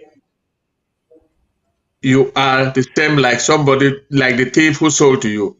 Having said that, let me say something about Barrister Muna, my senior colleague. Akere Muna has been and continues to be the principal lawyer for La République du Cameroun in almost international cases. He has done well for himself. He has represented Cameroon in most international cases. The case of Abastros, the case there are many cases that he has represented Cameroon. So now, in the course of his representation as a lawyer for Cameroon, Barrister Fru, I'm not cutting you. I want to inject something to. No, I'm not cutting you. I want to inject something that will enhance your discussion as a lawyer. You say he has always represented Cameroon and continues to represent Cameroon. I'm very much aware of the latest, which was the FIFA case and other issues, which means that he is a government lawyer. And then if you listen to this audio from him, he is trying to fight, in quotes, government officials. Do you think that he's looking for a way, maybe because he was not lobbied in this deal of corruption? Do you think he's trying to press it hard so that something can be, his lips can be oiled? Is that one of the chances of his? I will get to that. I will get to that. Yeah. He has been a lawyer for Cameroon. In the course of his lawyering for Cameroon, he ran into this Glencore Cameroon saga. All what he has said, it is true. And this has been going on since Cameroon started producing, stealing the oil from the southern Cameroon's Ambazonia and dumping it in the world market to get money. They didn't care so much about the price. They can reduce the price 30% to 20%. All they wanted is money. The oil does not belong to them. It's stolen property. You can steal stolen property in any amount. What is intriguing is that Barrister Muna is not telling Ambazonians the true story of himself. He is no longer an Ambazonia, as far as I know, because I have been in a place where he declared that Ambazonia is a pipe dream. He has been a presidential candidate in La République du Cameroun, and he was addressing his country people, Cameroonians. We are not Cameroonians. Now, he has benefited from the betrayal of his father to make himself a billionaire in Cameroon. He has made a lot of money from Cameroon. And what I understand about this Glencore is that he wants Cameroon to follow Glencore, give him the file to follow Glencore so that he can take a huge fees, so that he can earn huge money. And because Cameroon's hands are dirty, they made the deal with another thief. They bribed them to close their mouth, because even if they open their mouth, I don't know how much weight their mouth will actually bring, seeing the property is even stolen. So in order for them not to open their mouth, they acquired, because the oil does not belong to them. The oil is being stolen on a daily basis from southern Cameroon's Ambazonia in the Gulf of Guinea. And for many years, more than 50 years, Glencore has been bribing them, taking this oil below the prices, world prices, below what every other person is selling. And they have and a few individuals in Yaoundé have been benefiting. Those of SNH and Sonara have benefited from this money, including Akeremona's people, his father. They knew Glencore didn't start today, and now Akeremona is fighting just because he wants a huge fee, because the money that is going to be paid, if Cameroon gives him that file, he's going to make at least 10% of the money. The money is not just 8 billion francs, as he says, it's much more than that. This is a company that has been found guilty by the United States judicial system. They have paid a lot, they have spent a lot in paying for fines, and some of their managers can even go to prison. But Cameroon has refused to follow them because their hands are also dirty. And why does Akeremona cry? Somebody has been feeding you with dirty hands and you have been eating with those dirty hands. And now you want them to give you this one because you want to make a lot of money for yourself. Hey, it's rather unfortunate, because anybody, including all of us here, who thinks that Akeremona is Ambazonian, he is not an Ambazonian. I mean, we're in the middle of the war. In the middle of the war in 2018, Akeremona ran for president of Cameroon. That's unfortunate. And he Barisa, you're looking at the gimmicks. And he keeps telling the rest of us. He keeps telling the rest of us that Ambazonia is a pipe dream. Unfortunate. Barisa, what do you have to say? Well, I think Barisa got a lot of the story correct. Muna is not trying to fight corruption. Now, in one of his audios, he states that other countries that Glencore cheated called on him, Muna, gave him the file. I went to Glencore and recovered a lot of the money. Lawyers don't work for nothing. He recovered the money for a price. But why is Muna so concerned? I enjoy his expertise as a lawyer, but he's not just a lawyer, he's a lawyer and a politician. As a politician, he should have known that his efforts will go nowhere. Because until today that we're still speaking,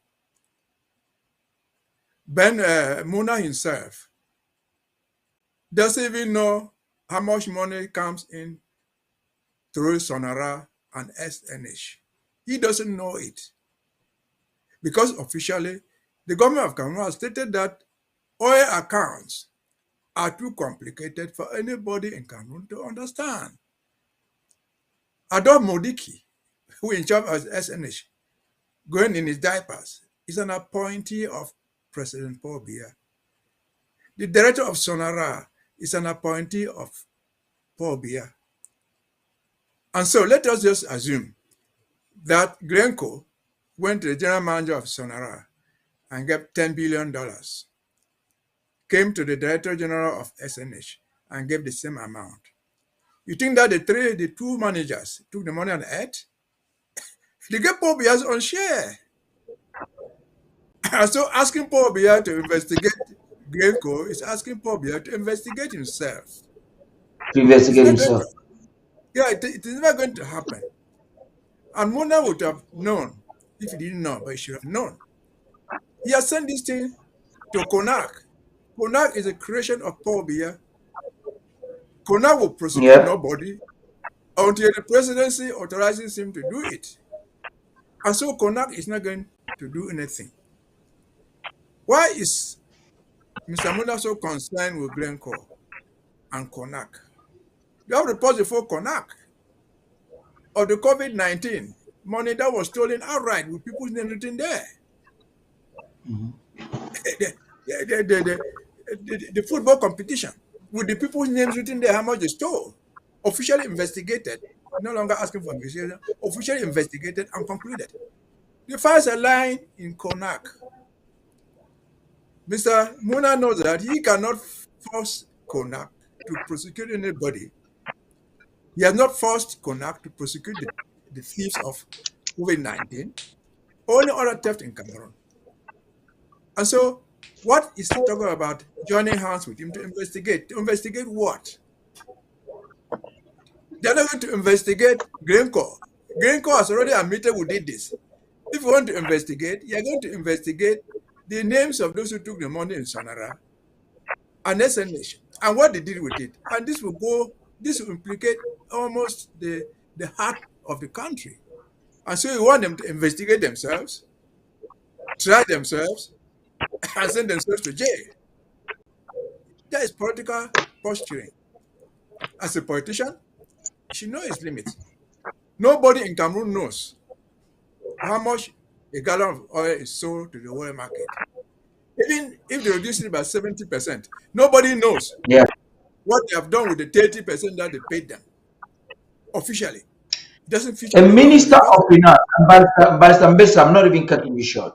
A minister of finance once said on national TV, that's CRTV, that nobody should even ask. Nobody has the right. They should just allow it for Pobia to do it the way it's scandalous. Pobia himself said it officially. They said that oil accounts are only meant for the presidency and SNH. Nobody will question into it. And before I end that topic, today I saw a report on the indebtedness of Sonara. The report was issued by the Minister of Finance, showing how much Sonara owes the world. They are the greatest debtors in the world. Why? Okay, Sonara, so that debt that falls directly on Southern Cameroon. Yes. Well, no, you're not us.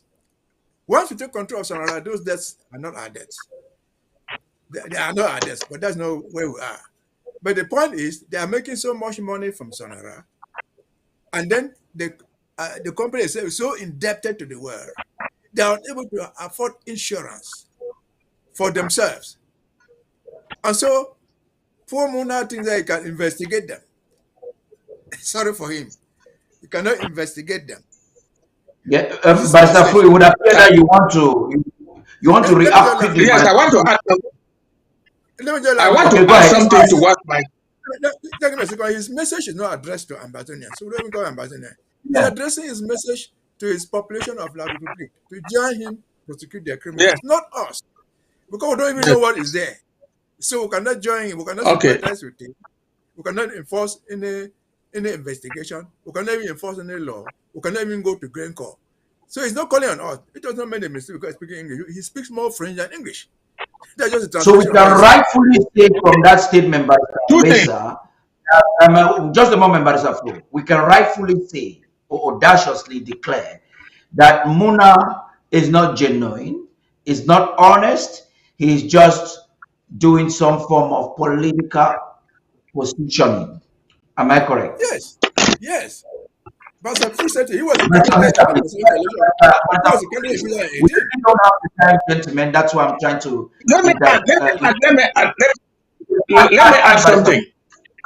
Briefly, please. The Minister of Finance also declared in that article that my colleague is talking about that they have signed agreements with those people that Sonara owes, and the money will be paid through crude oil that is being produced.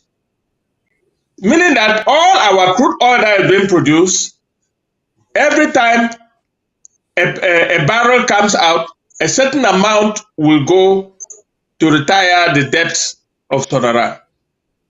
That's one point. The second point I wanted to make was that if not that we had all, we are struggling to fund our revolution. If we had enough money, we would have also gotten into this case, Glencore, because that crude oil that is the subject of this case is coming from our territory. It's coming from the Gulf of Guinea and from our territory. We have a legitimate right to join that case and ask the United States legal the legal department to get Glencore to pay us back the money that they bribed those people in Cameroon to steal our oil. But we don't have that means. We don't have the financial means. We can do it, but we don't have the means to do it. That is the point I'm trying to make. And that's an important clue that you may want to suggest to the leadership, and let Ambazonians see how we can chip in our voice even as we fight the war. We have to move on to the last phase of our discussion right now, which has to do with the ADF and the B. The ADF of Cho Ayaba and the B of Paul Biya. They have some similarities with the ISIS terrorist organization in their use of arms and oppression in Ambazonia. We have a report in this regard that examines what these two armed groups and leaders have been doing in Ambazonia. Right after that, we'll make some commentaries and we will be concluding this pre-draft show at that point. Stay tuned.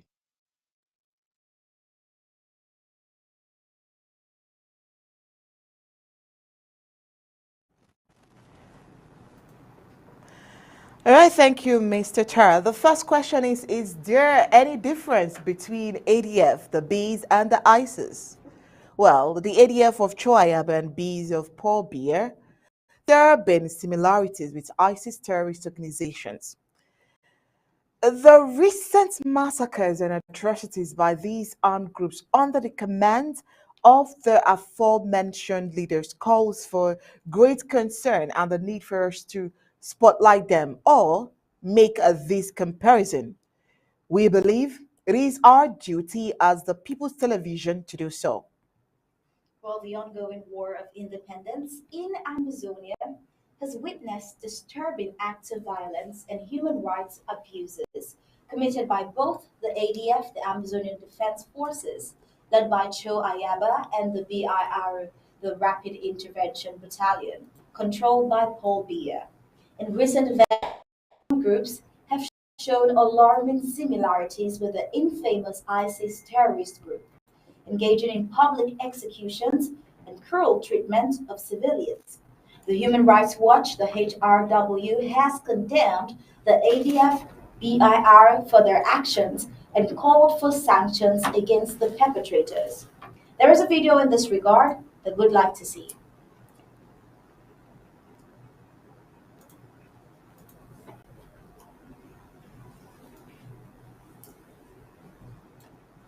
Now tell una. Yes, that's okay. Go. Now wait a minute. Now tell una eyes. Now see thing will happen. One send me message for Renee. But you informal in this. How they don't so. Plus the one where they sit there for back. Behind yourself. We'll move them 1-1. Give me message so. Now send up for Renee. You can carry them. Go bear up. You know here? I go tell Renee, we can take them. Tell Renee, we can carry them. Go bear up. We can take them.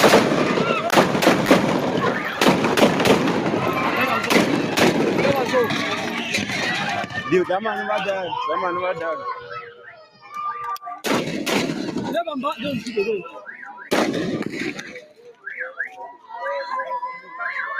Oh, start up, boy.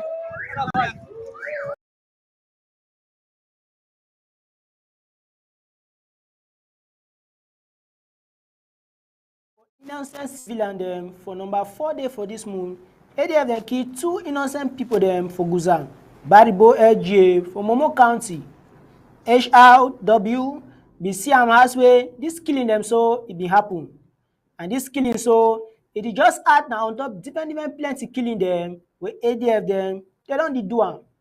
Lewis Mugewe na Central African for Human Rights watchdog don see this bad thing wey ADF with the be dem dey do am for civilian people dem for Ambazonia. Now let's talk about the executions.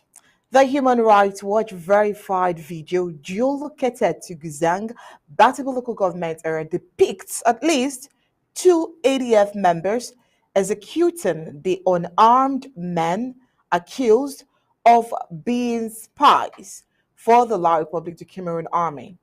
One victim can be seen shaking his head and denying the accusations before being killed in front of a crowd. The video quickly circulated on social media exposing the barbarity of the ADF MP's actions. The ADF also mentioned a certain Rainier in the video, who is believed rather to be a local colonial La Republic du Cameroon military commander. Well, the Fund of Guzang, a traditional authority, issued a statement on October 6th condemning the executions and asserting that the victims were innocent civilians. On October 8th, Lucas Asu, spokesperson for the ADF, confirmed their responsibility for the killings to HRW investigators. This video so for Guzang, it is shown at the same thing like it's a video for 2018 for far north for French Cameroon, wetin it be happen for there. Where Bia Ekelebe dem kill woman with im pikin for blood daylight so. ADF with be dem dey do na only this kind bad violence for people, and that kind of violence so it dey happen na only with the people dem like Irish terrorists dem. Therefore we agree say Republic people dem no get no difference with the Irish terrorists dem. All right, let's ask and find out if there are parallels with ISIS tactics. The beheading of Sam Sawyer in Boyer by BS gendarmes found a parallel with the ADF's acts in Bui. Both factions have resorted to horrific execution methods, perpetuating terror amongst the population to assert control.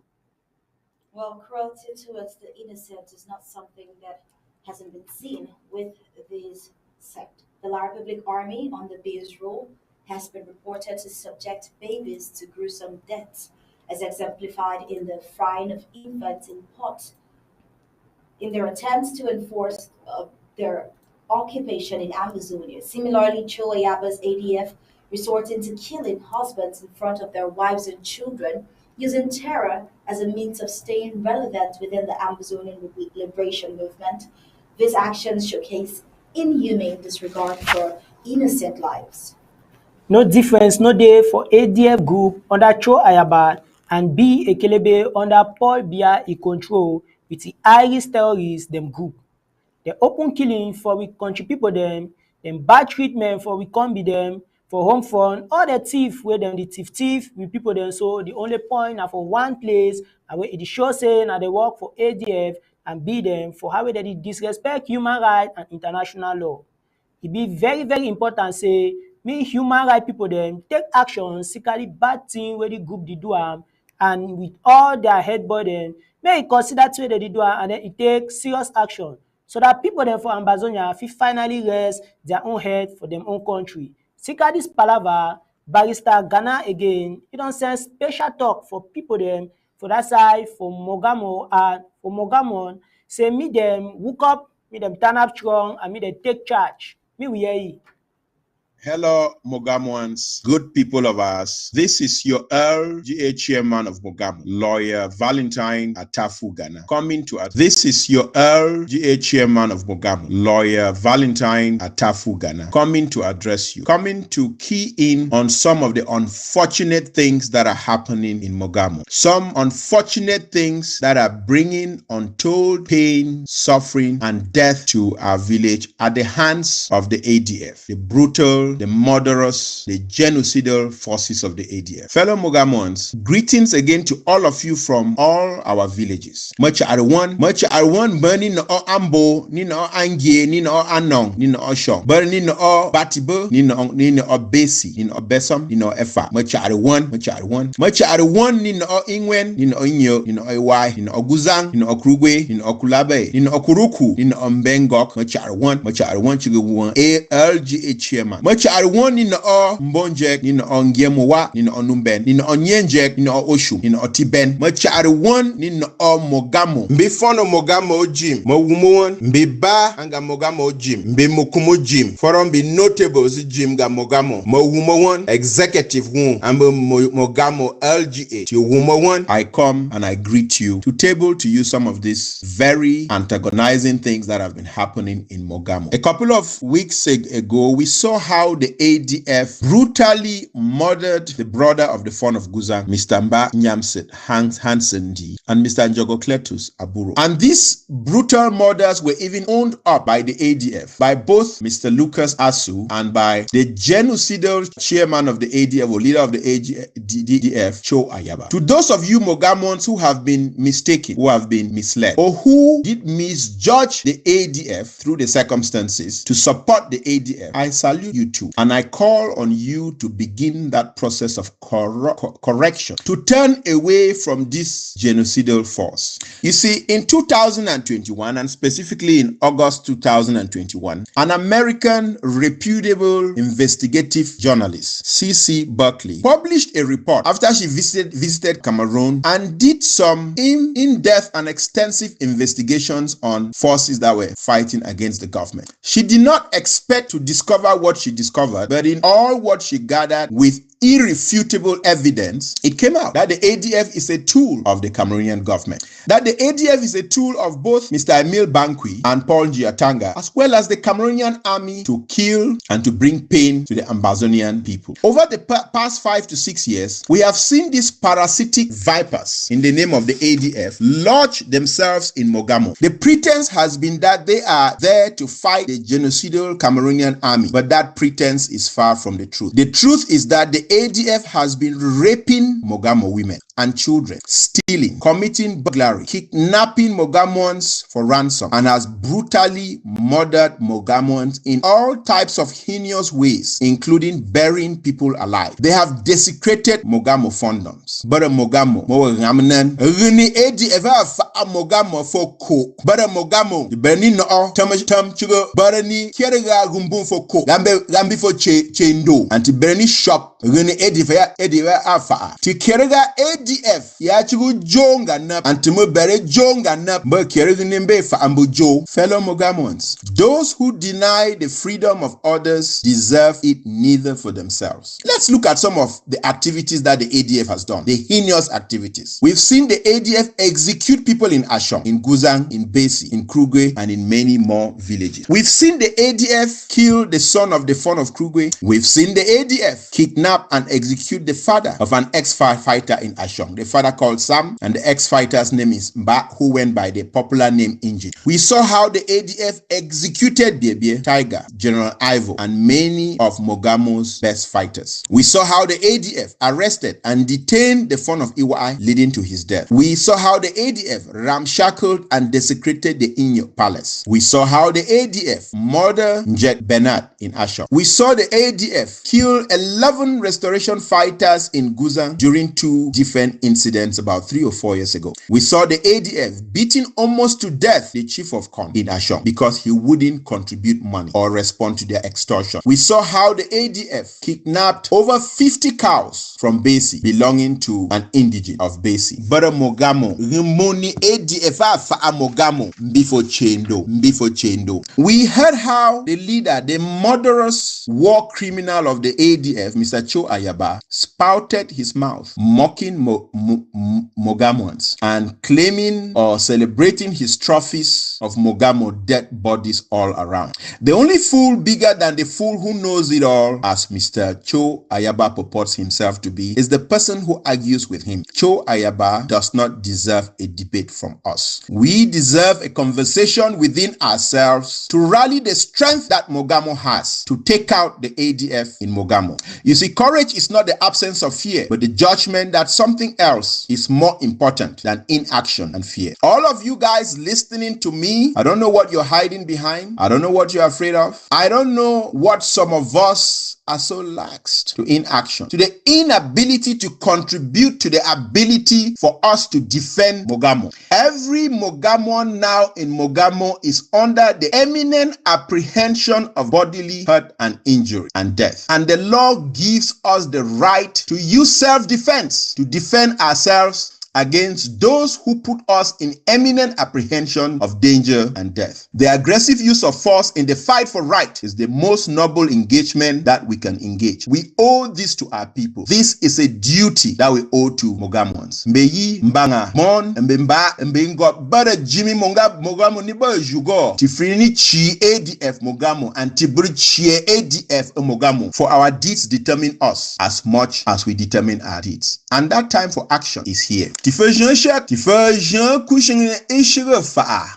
timicheti ninga action yambanga Mogamo bruku. Over dozens of centuries, Mogamo people, the world has demonstrated that only through peace, or that the world has demonstrated that peace can only come through strength, exercised by the might of those who are right. Let me repeat that again. Peace can only come through strength, exercised by the might of those who are right. And our innocent people in Mogamo are right. And we must muster the strength to protect them. Mogamo must muster the strength to work with Momo and seek to uplift the entire county within that equation. But first, we must protect Mogamo and rise up with our strength. But you have to ask the question, why again is French Cameroon using the ADF to kill our people? The ADF is using, or the government of Cameroon is using the ADF to kill our people because the government of French Cameroon does not want to heed to UN resolutions 1608, 1514, and other resolutions such as United States Senate Resolution 684 that calls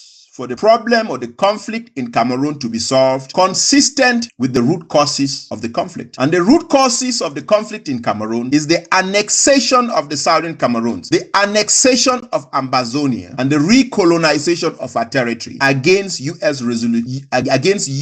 Resolution 1608 and 1504. We must act. Forces in Mogamo are there to defend our people. About 2 years ago, the ADF went and occupied Guzan, committing rapes, mayhem, and murders, and it was our support of the restoration forces headed by the late commando who ejected the ADF from Guzan and chased them out. We know what to do, and we know the forces on the ground that can and that will eject the ADF from Mogamo. Let me inform you of something else which we know. We know, of course, that the ADF is colluding and working with the genocidal Cameroonian government to identify and kill the legitimate restoration fighters fighting for the freedom of Ambazonia. General Ivor is an example. General Chacha is an example, and many others. We know the Cameroon government delivers arms to the ADF to kill our people. We have first-hand, irrefutable, and uncontroverted proof of that. We know that the Cameroonian government is using the ADF to create heinous murders, and they film that and share that with the entire world so that they can paint a black picture about the legitimate restoration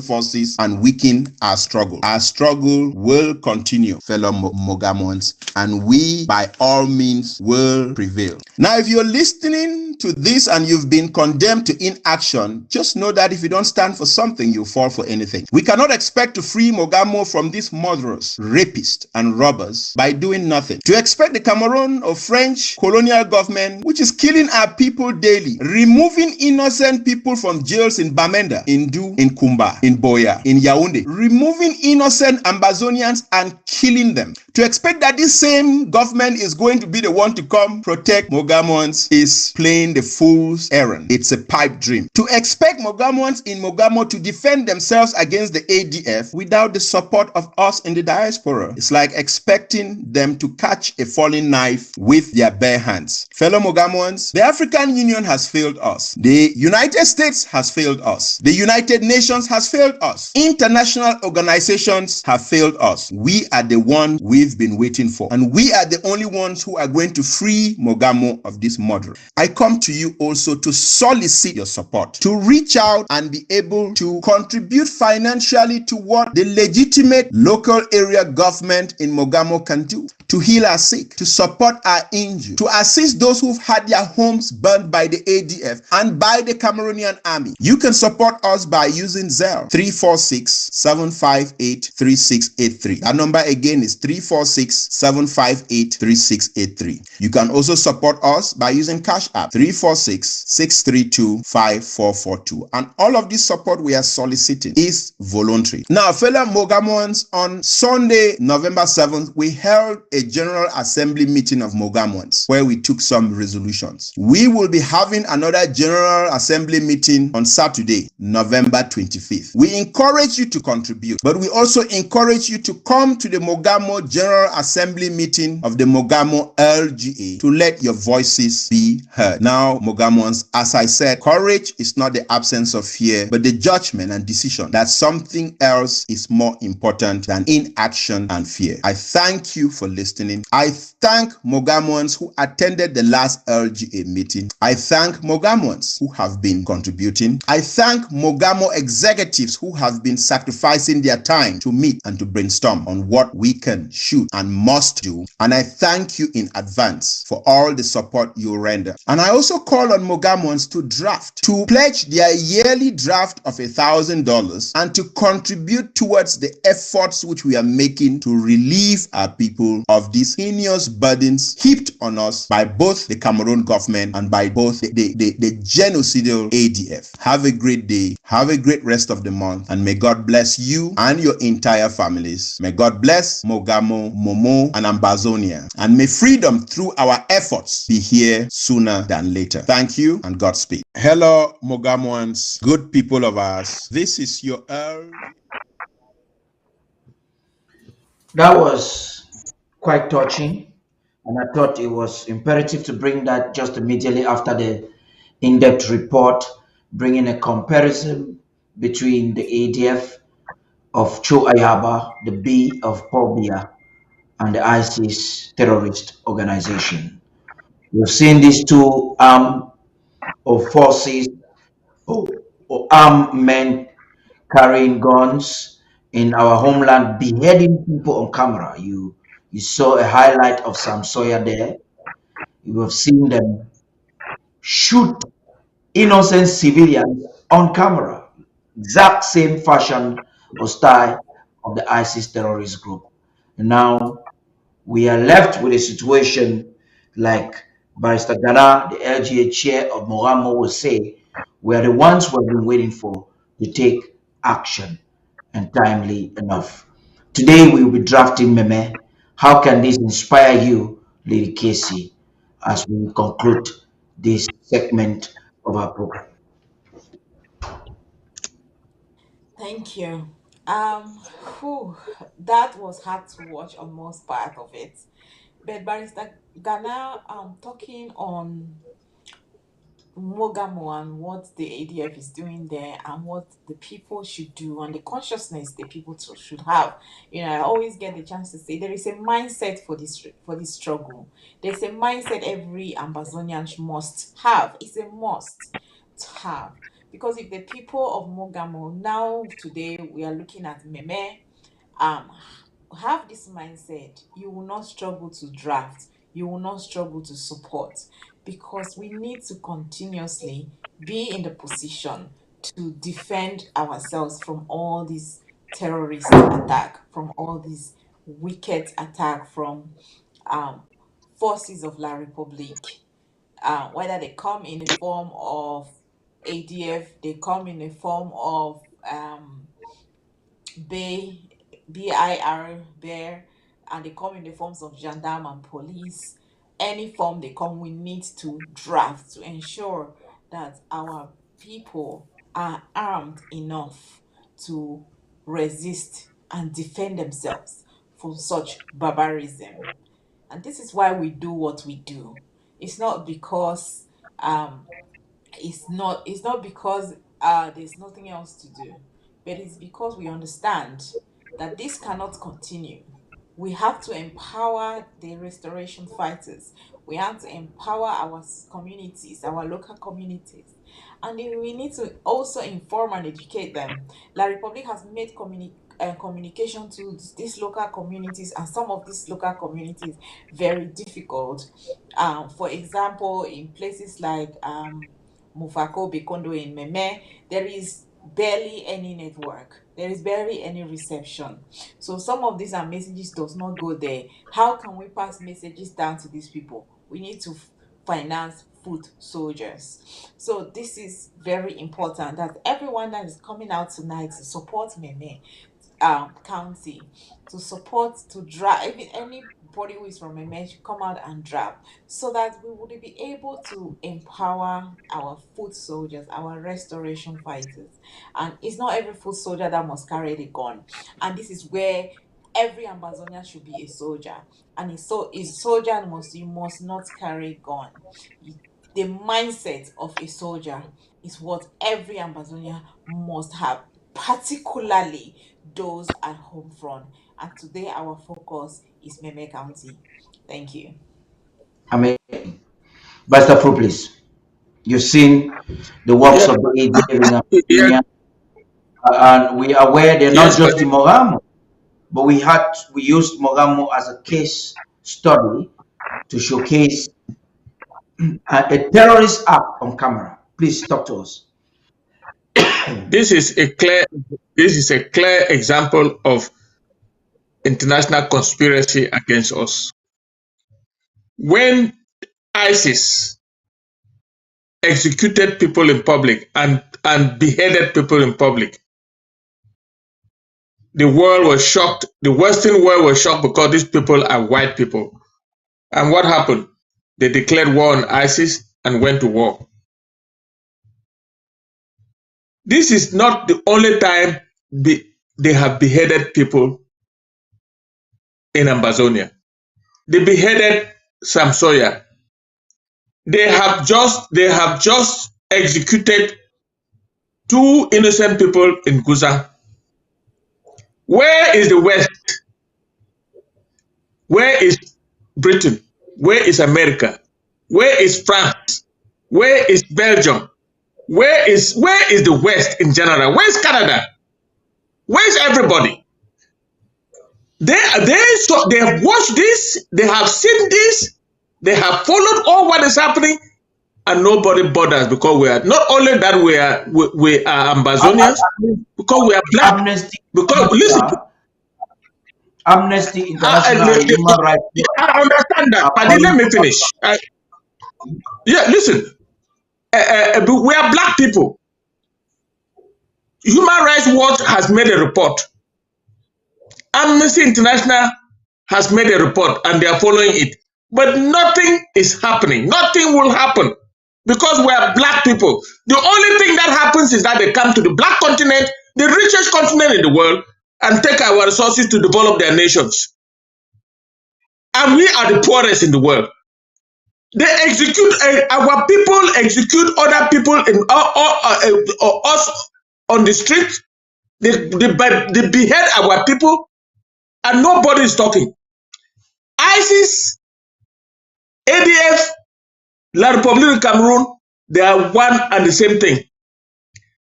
La République du Cameroon gunned down 14 people, 27 people in Ngabu, 14 children among them. Nobody has done anything. They went to Kumba, and let me repeat myself, St. Francis College in Piango, they killed our children. They executed our children. No, nothing has happened. They went to Kondo Titi and did the same thing to our children. No, nothing has happened. Because La République is acting on behalf of France. France has given them a leeway to even create proxy people like Ayabacho, who lives in the West, for heaven's sake. He lives in Norway. He lives comfortably in Norway after having ordered the execution of innocent people all over Ambazonia, including Guzang, the recent one in Guzang. Can the West even question Ayabacho? Ashu Lucas, the spokesman for Ayabacho, lives in Canada. Can the Canadian government, I'm talking to the whole world. Can the Canadian government call Lucas Ashu and ask him? Human Rights Watch has interviewed Lucas Ashu and he confirmed it. Ayabacho has confirmed it. It's not like they are refusing it. These are terrorists living in the world, in the Western world, quietly and superfluously, because it's black on black crime. Nobody in the West cares whether black people kill themselves. All they care is that they come to Africa and take the minerals, take all the natural resources, but they don't care about the human beings that live on that continent. And listen, we, the legal team, we are not going to lie down and allow this to continue to happen unless the families of those people that were executed in public in Guzang do not give us the authorization. We are ready to help. We are ready to take this case to wherever. But listen, at least the Arabs have the decency to put black cloth on the face of people before killing them, before executing them. This barbarism on the black man, black on black crime. You shoot a person who is looking at you, point blank. You shoot them in public. How different are you from ISIS? And the world watch today. Nobody's talking. Ayabacho is there, living fine, living with his family very well in Norway. Lucas Ashu is there, living very well in Canada, and giving the orders for Efan and his boys to do what is happening. They have executed so many people. That's why I associate myself with Barrister Ghana audio. It is the best thing that I've heard coming from Mugamo. Let us rally behind Barrister Ghana and his team and see how we can begin to solve this problem at the local level. But today, if you are touched by what you have seen, please draft for Meme. Draft for Meme so that we can have money to continue to protect our people against barbaric fellows like Ayabacho and his team. Like La République de Cameroon, that is working with Ayabacho. Like Barrister Ghana said, we have unrefuted evidence that they are being financed, they are being armed by La République de Cameroon to do the worst on our people. Yeah. Barrister Mbesa, please. Yeah, I think we have seen enough of this video. I have a little bit difference of intake. Yes, the British, the Americans, the French, whoever, foreign friends, they will react, and they should. But primarily, we will have to react as Ambazonians. Whereas we are today in Meme will do something, Fako will do something, and so other counties. But the primary responsibility, the primary reaction should come from the more people who gathered there in the crowd to see their children executed publicly. They were standing there. The responsibility is not the Barrister Ghana, who lives far away from home. Only Mogama who lives in London, who lives in Japan, or abroad. Those parents who stood there, watched their children gone down before their own eyes, and they moved back home and stayed. So, oh, we're afraid of Choyaba. If they can do nothing, not even to throw a stone, not even to chase them out, they still remain there with them and eat and drink with them. If they cannot do anything, they don't expect me, thousands of miles, to do better. So they have to react first. And But let me Barrister finish. Mbesa, just to add to what you're saying, we actually heard women were crying as he was shooting. So the trauma, I want us to picture the trauma. This is a Yeah, the trauma was man there. who What I'm orders trying to say is boundaries. this. He I hear orders that boundaries. probably. Just let No, me let me add let this, me please. plan. Please, let me just add this. You're going to finish. He orders Yes. boundaries to shoot men, like be in front of their wives, their children, their sisters and brothers in broad daylight. He brought the people out together, pointing guns at them, and shot their husbands and their brothers and their fathers right in front of them. And like Barrister Fu said, I want to emphasize on this, he did not even have the decency to clothe them before doing that. That is what I No, just no, want to actually, add. they are not hiding. They are not even pretending to say they didn't do it. No, no, no. They have admitted publicly they did it.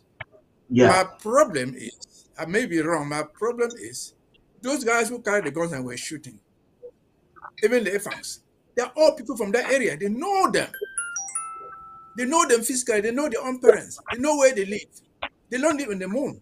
They eat and drink there. If there must be reaction, these people, I hear one of the children who was killed is a son of the father or whoever. I sat there, saw another son of his village open a gun on his son, and then he moved mm-hmm, back home and slept quietly. Now, mm-hmm, they have to do more than that to encourage me A at the impetus. terrorist is a terrorist everywhere. Yeah, yeah, let me finish.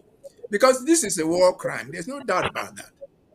All yeah, those groups are reporting it. Because in war crime, you are not allowed, even with an enemy combatant. Once somebody surrenders, you are not allowed to shoot the person. yeah, Once anybody, even the enemy, once the person surrenders, put down his arms and put up their hands, you have no yeah, power to shoot the person. And so this yeah, is a clear war crime. What a choice am I doing with the complicity of some of us Ambazonians?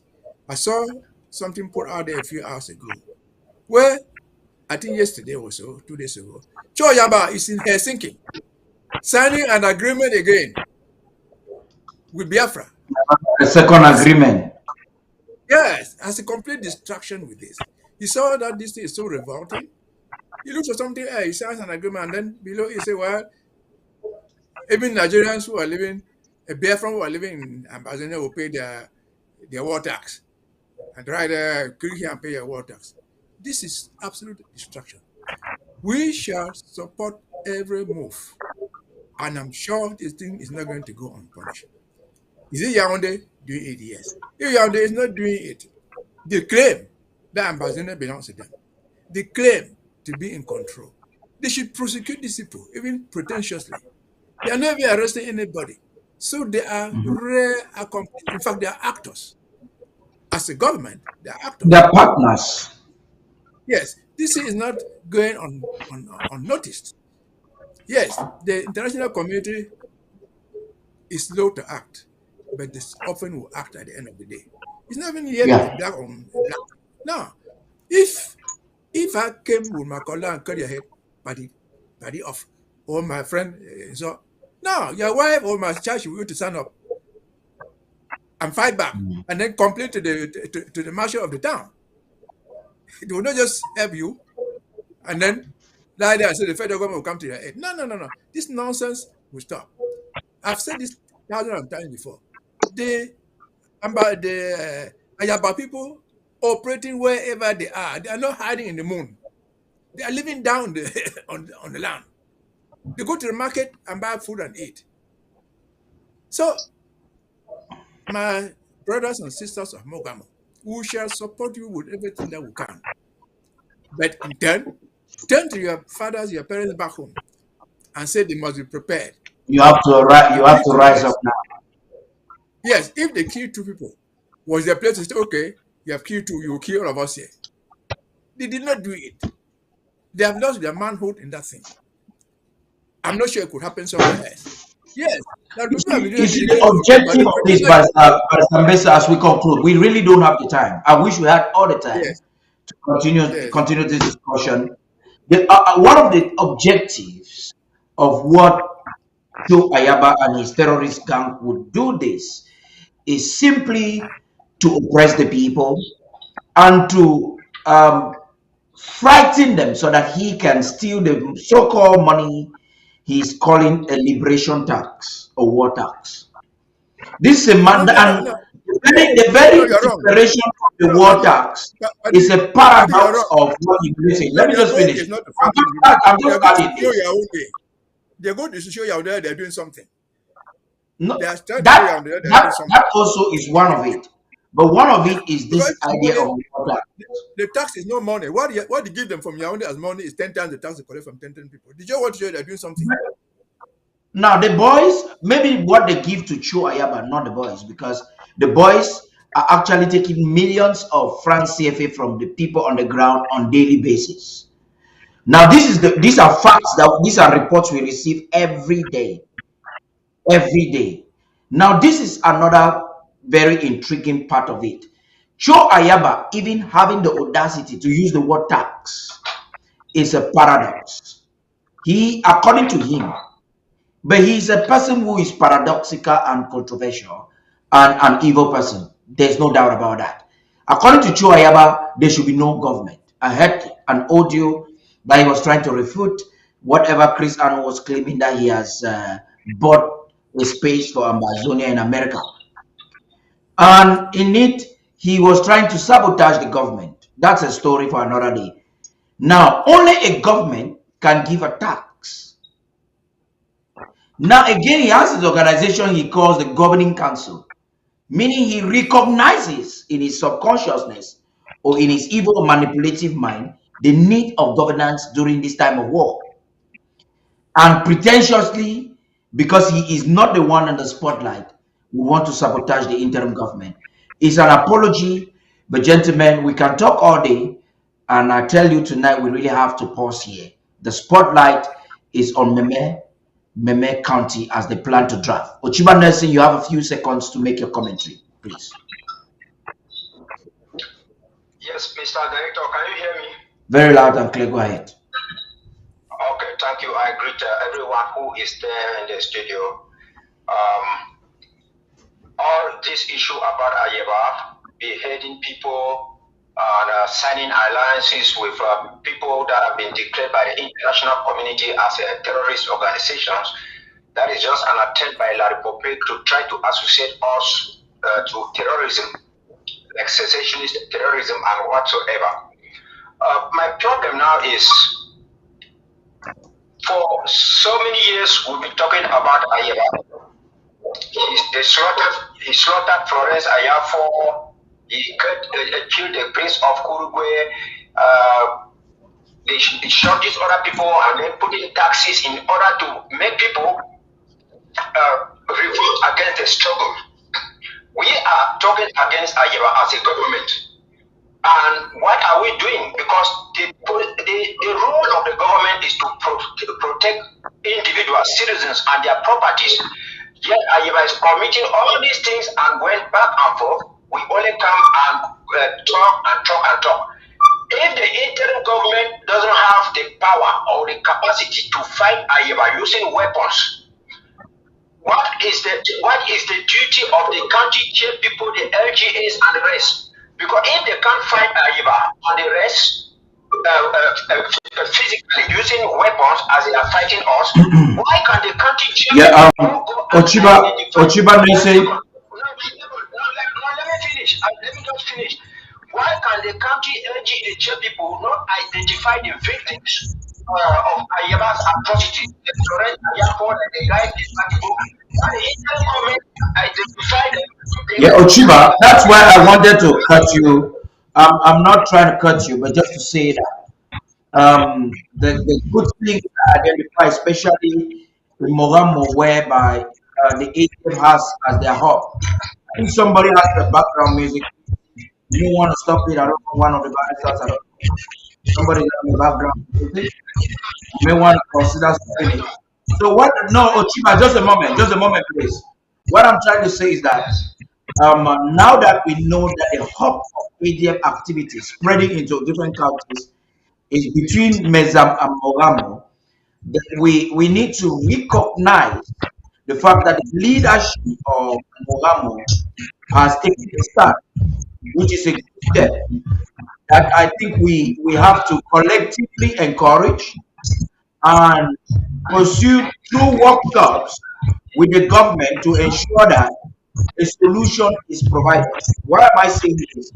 I'm saying so because the Mohammed chair has called for meetings, which I think is a think tank meetings, and a portion of this discussion that you're bringing now should really be brought up there. I will join you in the debate, especially if we can talk to government through a town hall or through a private meeting.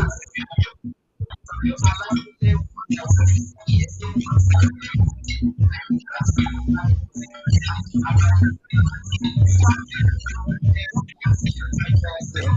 not getting him. We're not getting him, eh? Yes, there's noise coming from one of your phones. Can somebody mute that? Well, what I'm saying is that what I'm trying to explain is that our work with the interim government to identify the family members of those victims so that they can file lawsuit against Aliba and ATF people, even in America, in nowhere, everywhere. That is what happened.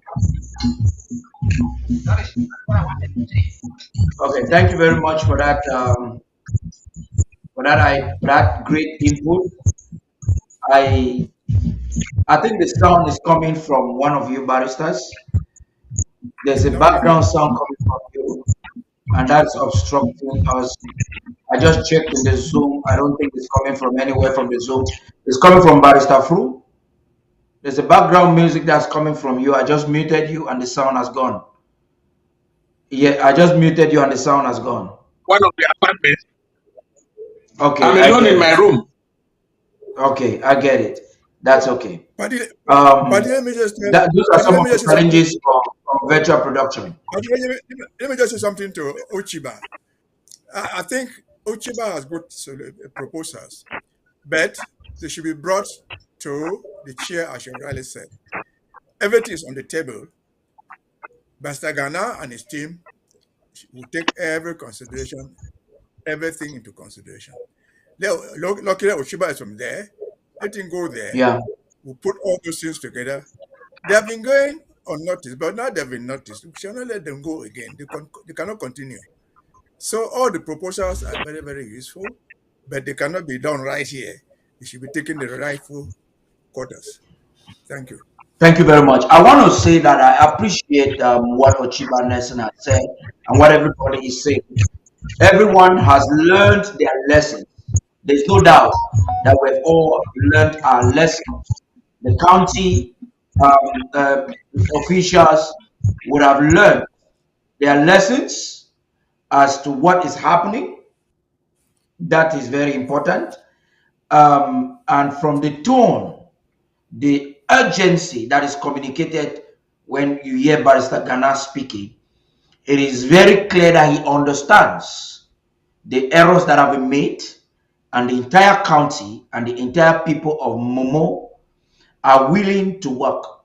If they have genuinely learned from their errors, I think it's time for them to collaborate. We suggested last week, a week before last, the need to collaborate or to encourage collaboration within counties, and those who are producing better results, they need to work with the federal government's plan of action. It is when a county is disconnected from the federal government, there are chances for mayhem in the nearby future. And that's why a lot of Ambazonians are concerned when they see things. It's important for counties and LGAs to understand that they are worth nothing without the federal government. It's like a cell of your body or a tissue of your body thinking that they can function exclusively from the body. The Amber Peace Plan, which was a model for self-governance or self-governing, was never aimed to give an autonomy to counties. And that's the mistake some county chairs and some LGA representatives are making.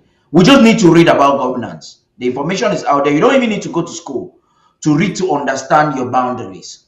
The mistake some of us are making is that we start thinking that we are maybe defense authorities or presidents in the counties, and therefore we defy a framework that has been put in place. It's a mistake. In no government in the world, even in the most liberal society, the United States of America, there is no government in the world that the head of state gives an order, a military order, and a governor rebels against it during a time of war. It doesn't happen. That you are doing that is not even rebellion, it's foolishness. If you are doing that as a county chair or an AGA chair, you are just telling yourself and the world that you are not literate and you're not willing to learn. If you have made that error, correct it. Errors like this are costing lives in Ambazonia. As we speak right now, there are fighters whose lives could be at risk because of this foolishness. It's important for you to humble yourself and learn and repent from it so that we can function as a government. Thank you very much, gentlemen. You want to give your concluding words and encourage people as they draft from me.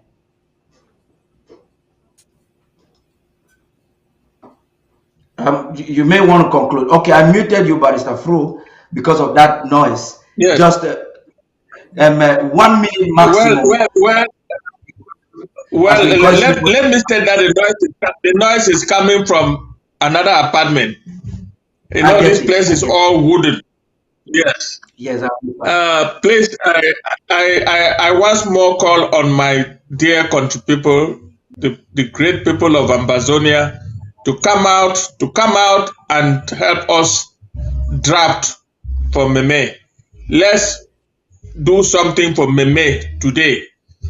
This is it. There is not much that we can say because nobody is helping us. We are the only people fighting for freedom without any help from anybody. And yet we are the richest country in the whole of West and Central Africa. Yes, but we are now in the middle of a fight and nobody from Africa, nobody from Europe, nobody anywhere is helping us. We are helping ourselves. We must draft ourselves to death to make sure that our people are defended from mayhem and from genocide orchestrated by La République du Cameroon and its proxies. Thank you very much. Yeah, thank everybody. I think every new draft brings us new things and new challenges. Today is Meme. Yes, we're drafting for Meme. We've learned a lot in this pre-drafting going forward. For example, we're definitely talking about Moja Moja, about AD. So we will need our continuous effort. But earlier said here that Meme will help to put out Choya. If they have the manpower, the resources. Yeah. Mezam will help. Any county will help. Because we are all Ambazonians. If they are killing people in Momo, the same people represent us as the ones in Fako, the ones in Mezam, or anywhere else. So let us draft for Meme, put our hands deeper into our pockets, knowing that we are drafting for Meme in the smaller context, and in the larger context, we are drafting for Ambazonia. For every inch of Ambazonia should be free. So as we go on, we thank God, give us the strength. Until every Ambazonian is free, no Ambazonian is free. Thank you. Thank you very much for that input. It was I couldn't have said any better. We're calling on every Amazonian as we conclude this program. You want to log sign in to the Zoom and let's draft from the next country. We'll be concluding this part, the last segment of our editorial for today that has to do with the anthropological history of the county. See you in the Zoom. I'm stopping the stream right after now. Please join the Zoom meeting. Let's write.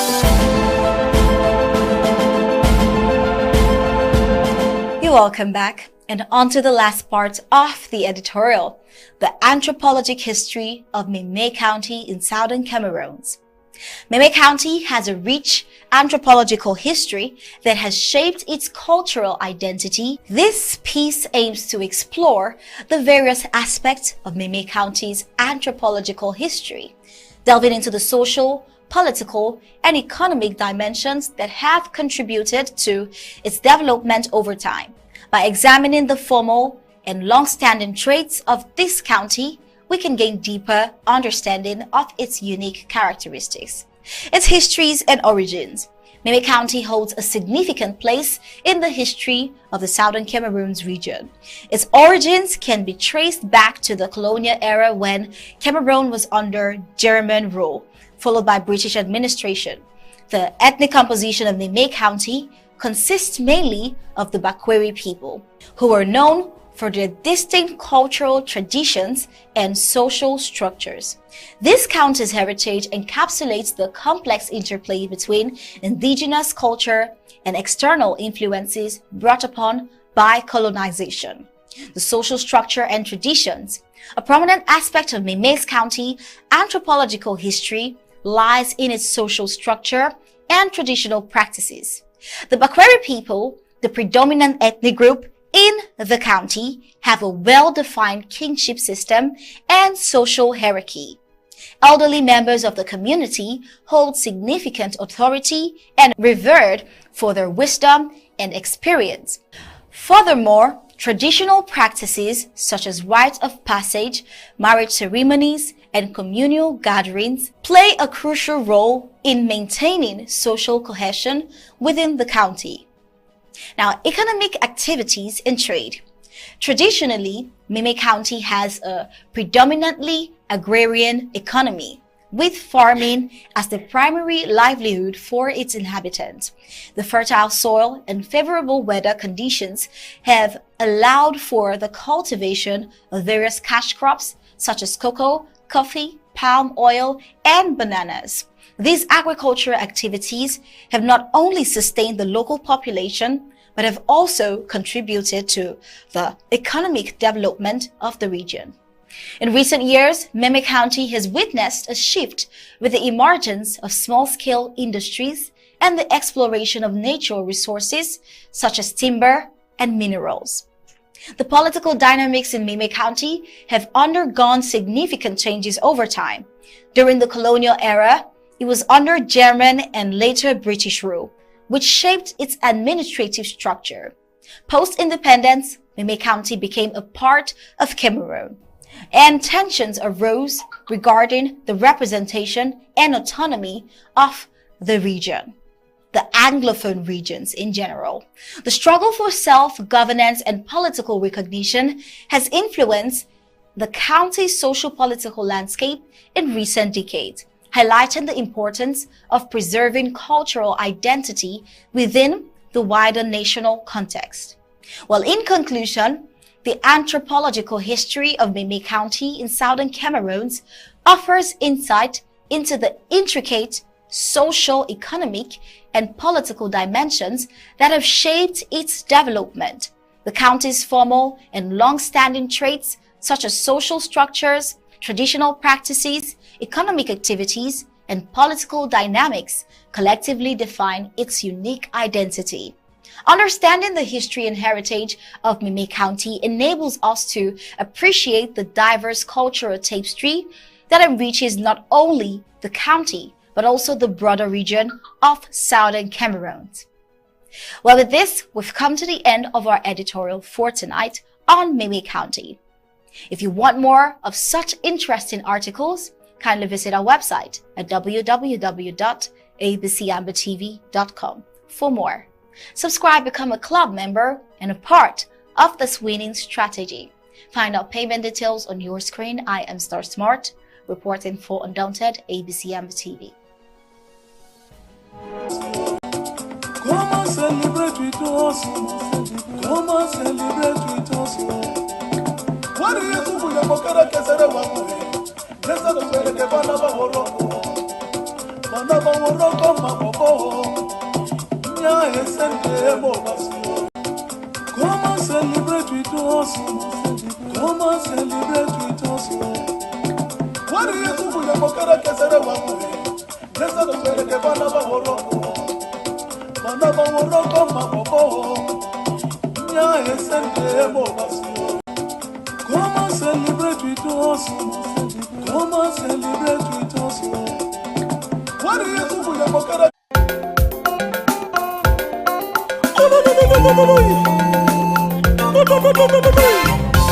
Un volant de plaisir et beauté du James encore.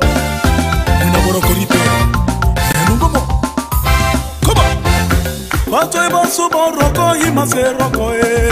Se rono konye miago se mokana nye denye wo. Deniro ke miago nye denye. Bato e basu boroko ima se roko. Se rono konye miago se mokana nye denye wo. Deniro ke miago nye denye. Ouais. Mangwe ni denye denye. Oroko deniye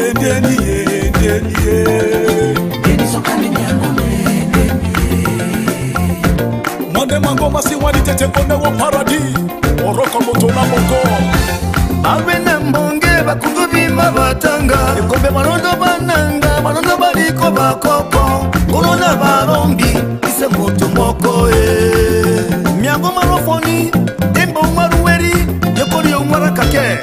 Na bane bawi sangele. Na koro. Moto asuna kafenda. Ise basusu moto na moko. Mbale. Matane koneri na jumae. Yeah. Ewa wakona ngambo. Tomate boye. Onyona bema beni. Mabe mora ketete. Seba moroko. Dosa koroko. Domwene ise mene. Domwene. Chacho. Domwene ise mene o. Domwene. Was. Konjo. Kumbani. Aimundo Bayo. Wow. Sano big boy. Wasane kale. Kapatisi na toa. Roti. Kumani. Sankani. Kimani. Sankani. Kimani. Hey. Nongomoro kote. Ngana ngana nyongoi. Ora moyongwane. Okatore njayemo. Nongmani rime. Ngana moto mokoi. Nomate mindako. Okambina ekoko. Itangi masusu. Isari takae. Matoba oroko. Ise moto mokoi. Atoba oroko. Ise moto mokoi. Atoba oroko. Ise moto mokoi. Nokakunde ndaba Ise moto mokoi. Nokakunde ndaba Ise moto mokoi. Bangmeni ise na ise wo. Ise na ise. Oroko ise na ise. Ise na ise. Ise na ise wo. Ise na ise. Bangmeni ise na ise. Ise na ise. Ise na ise wo. Ise na ise wo. Ise na ise. Ise na ise wo. Ah, c'est pas ce moto na moko. Motaka sumependa. Let us learn to help each other. Wari yesu kuya mokere. Akesere wabuo. Uya moneke fa moto wasaru wakahema. Oroko let us love each other. Ise na ise. Ise na ise wo. Ise na ise. Ise na ise wo.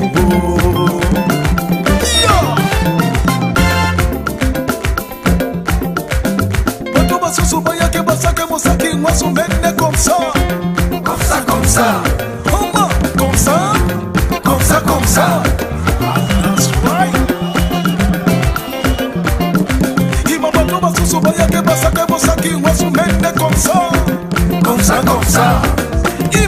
ça, comme ça, comme ça. Bato basusu bayake basake mosaki ngwasu mende comme ça, comme ça, comme ça.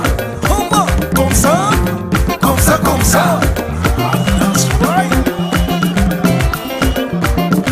Ima bato basusu bayake basake mosaki ngwasu mende comme ça, comme ça, comme ça. Ima comme ça, comme ça, comme ça. Mosaki ngwasu mende. Yeah.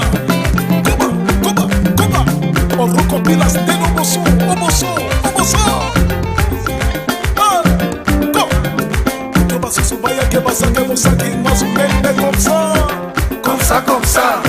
Il m'a comme ça, comme ça, comme ça.